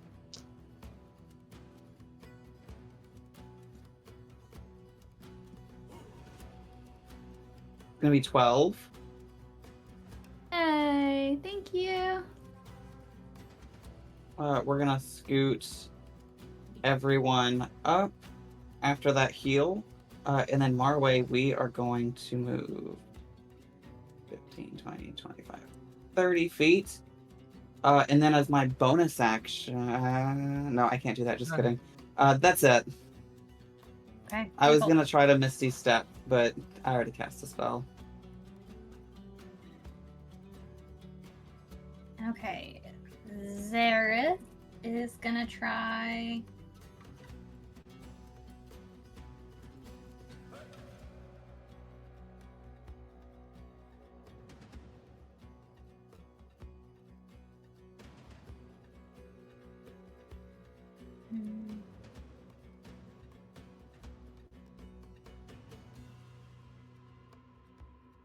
He's gonna animate dead on the nearest cultist. Because why wouldn't he?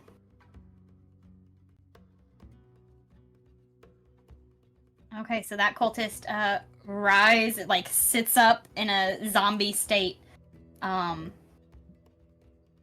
is now back in the initiative order.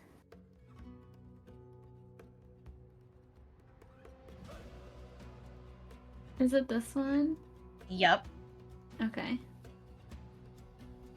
Trying to find a marker for him that looks like a zombie. Seraphina's looking at the zombie suspiciously. It's very close to her. Yeah, that's fair. That one technically means frightened, but he's a zombie now. Sure. He's a spooky zombie. Very scary.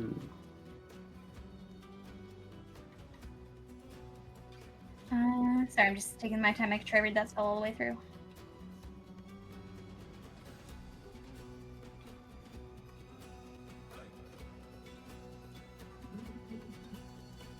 Okay. He is gonna issue the command to protect Seraphina, so it'll move up closer to you, Sarah. Aww. It's like a zombie next to you. It's so disgusting and romantic. It like lays its dead head on you. How did that one die? From Killian stabbing him, right? Like. No, was that the blighted one?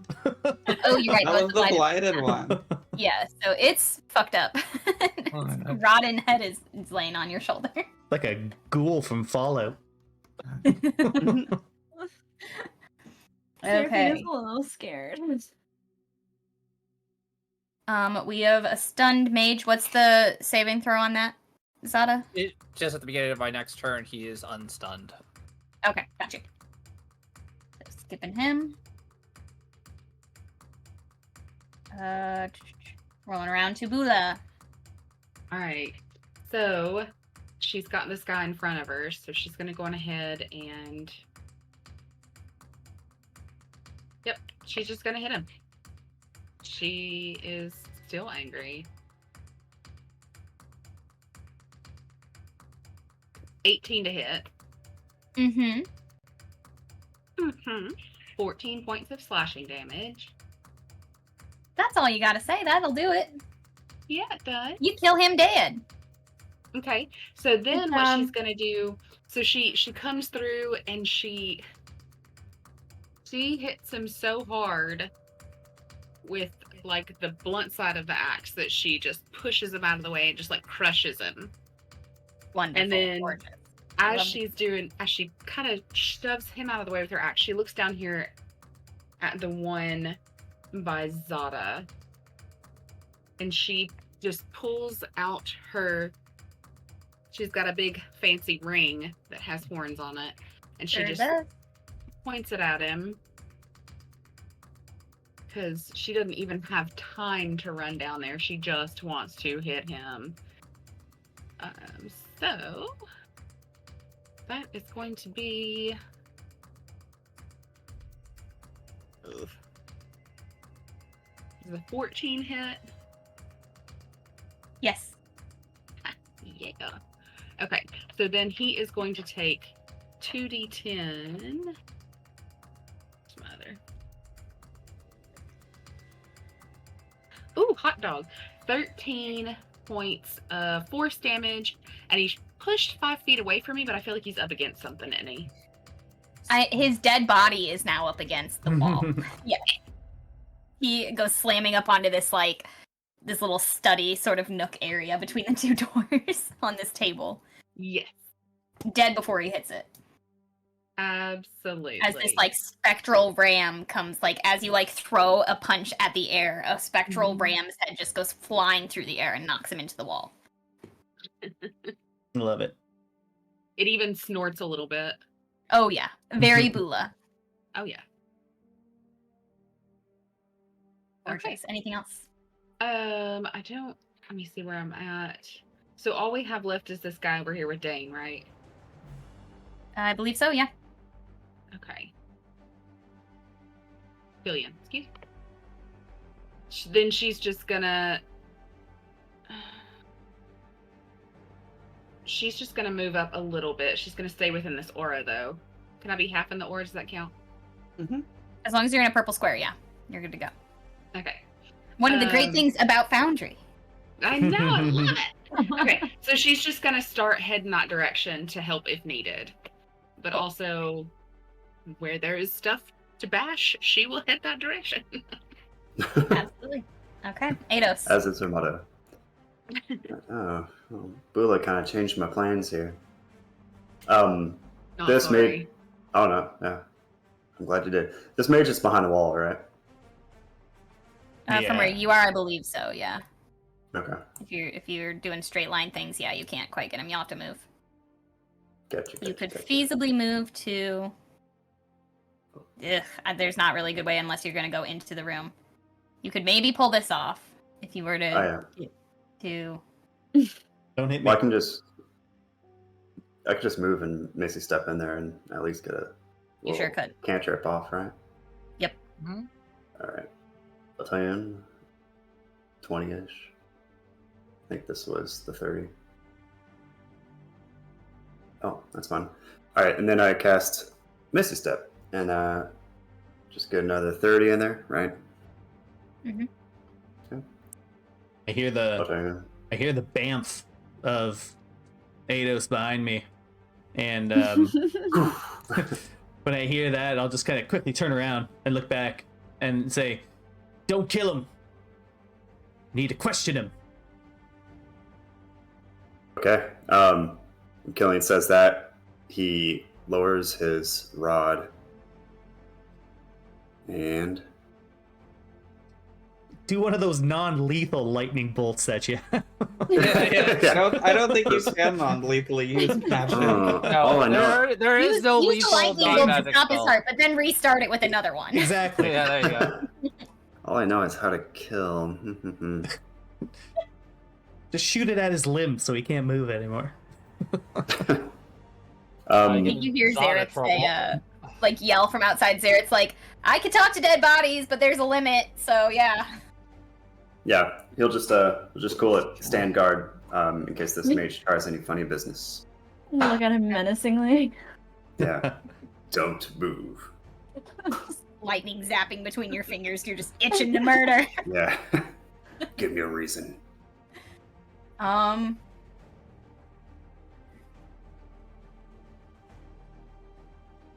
Okay.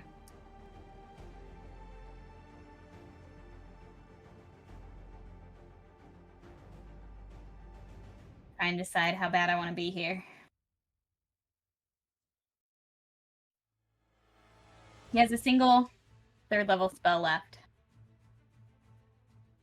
And You a won't. single. You won't. Do it. And he just heard you two say you would rather question him. Oh no, He's going to cast Fireball in this room. son of a Oh bitch. shit. Crap.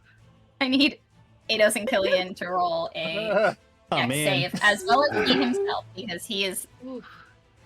is he... Let me see if he can cast this in such a way that he won't hit himself. I think maybe he can. That's not the right thing to do. Hold on.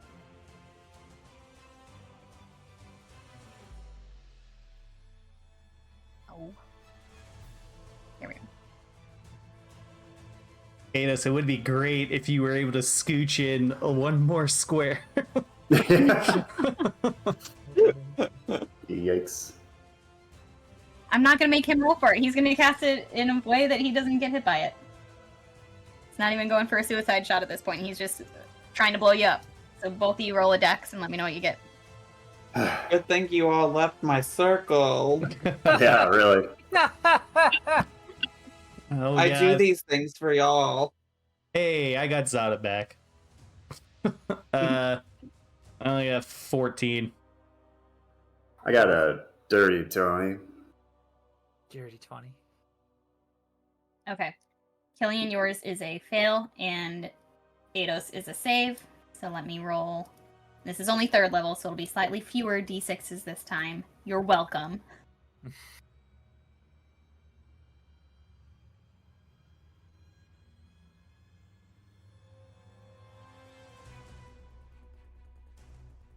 Okay, the total damage is 34.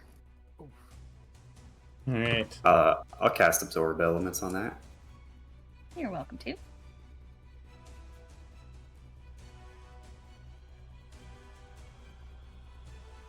And once again, the nightmare continues of Killian inside libraries and fireballs. No. This time it took 2 to take Killian down. And Killian is passed out, All right. engulfed in flames. Keep burning. Okay, awesome. Wow, wonderful. I love doing that to you guys. He is going to... Shoot, is there any way he can get out of this room without taking an opportunity attack? Oop, that's not right.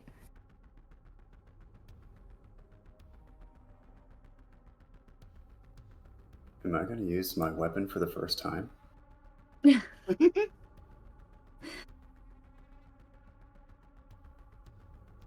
not really a good way for him, but he's going to risk it anyway. He sees that you're a caster, so he's going to try and make a run for it out the hallway. Let me see where he can get to.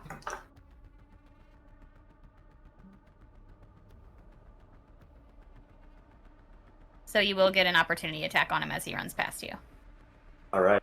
As he runs past, I'm just going to spin move, try to knock him in the back of the head with my staff. Well, you absorbed elements, my friend. Oh, yeah. Oh, You can't smack him. Mm-mm. Wait, what? You You use your reaction to reaction. absorb elements. Oh, shit. Yeah. It's an opportunity. So sorry. It wouldn't have brought him down anyway, I don't think. He's still got a decent amount of HP. Seraphina, you're up. I think you just heard an explosion and saw fire come shooting out that door of that little closet there. Oh, goodness. Seraphina is going to run for... So my movement speed is 30. If I run, how far can I go? You can dash if you want to use your action Yeah. to dash. That would double your movement, so you could go 60. 60, and then can I Misty Step as a bonus action? Is Misty Step a bonus action? Yes. I believe it is. So Okay. yeah, so you'll make it to where I've got my marker for your run. It will lead me here. All right, that's within range to like pop a spell up on him next turn if you wanted to. Seraphina's gonna say toodles to the gross zombie and move to the door.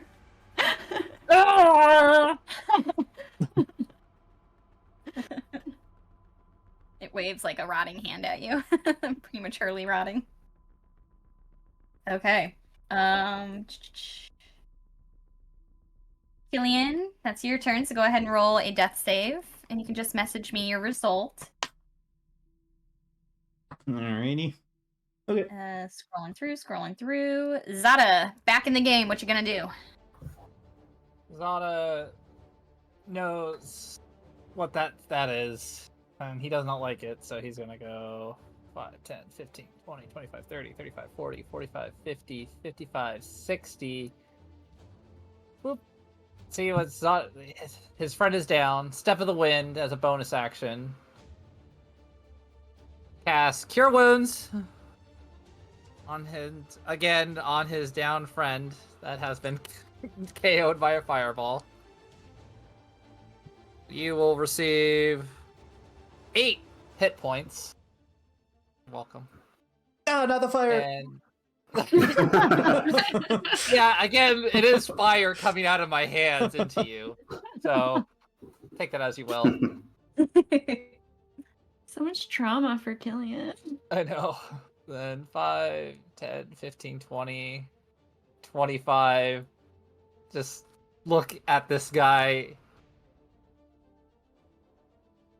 and just say, "Surrender, or I will kill you."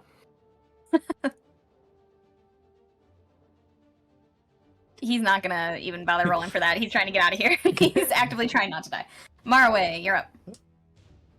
Alrighty, so first up, let me get out of this. First, we're gonna have Huthamar move up. And for my, oh no, I gotta do Boola's healing because she's the only one who stayed inside of the good zone You're of welcome. not being deaf.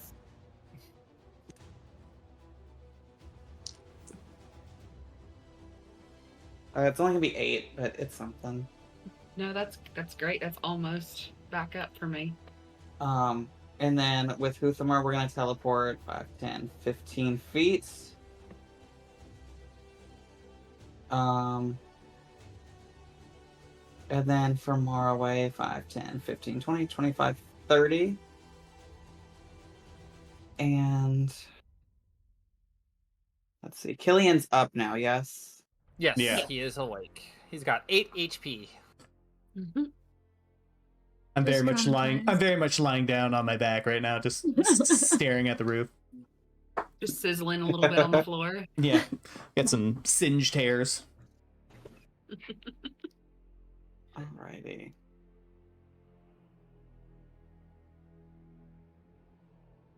Well, seeing as everyone's awake, can I have, Oh no, just kidding, I don't want to do that. I think that's it for me, because...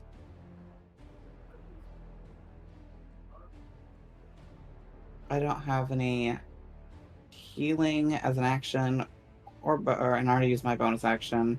That's not touch, so I think that's it for me. Okay. Zareth's turn. He sees everybody running into that room. He's gonna dimension door into there. With the zap zap. Bop bop.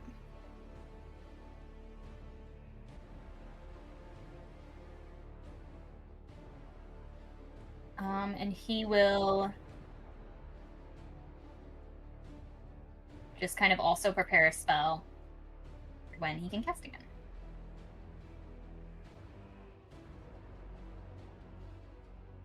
Bula. All right. So Bula is going to run in, and this guy is only, I just measured it, 30 feet away from her, basically. Yeah. So she's going to run at him. And we are just hardcore gonna great axe this Joker. You just hear Killian from the floor. Forget what I said. Kill him. That sucks. I mean, she's raging with all the floaty popping lights. Like, good luck getting her to stop. So it's gonna be a 26 to hit. Get him, Bula. Oh my Kill him. gosh. Ah. 10 points of slashing damage. Is she gonna hit him again?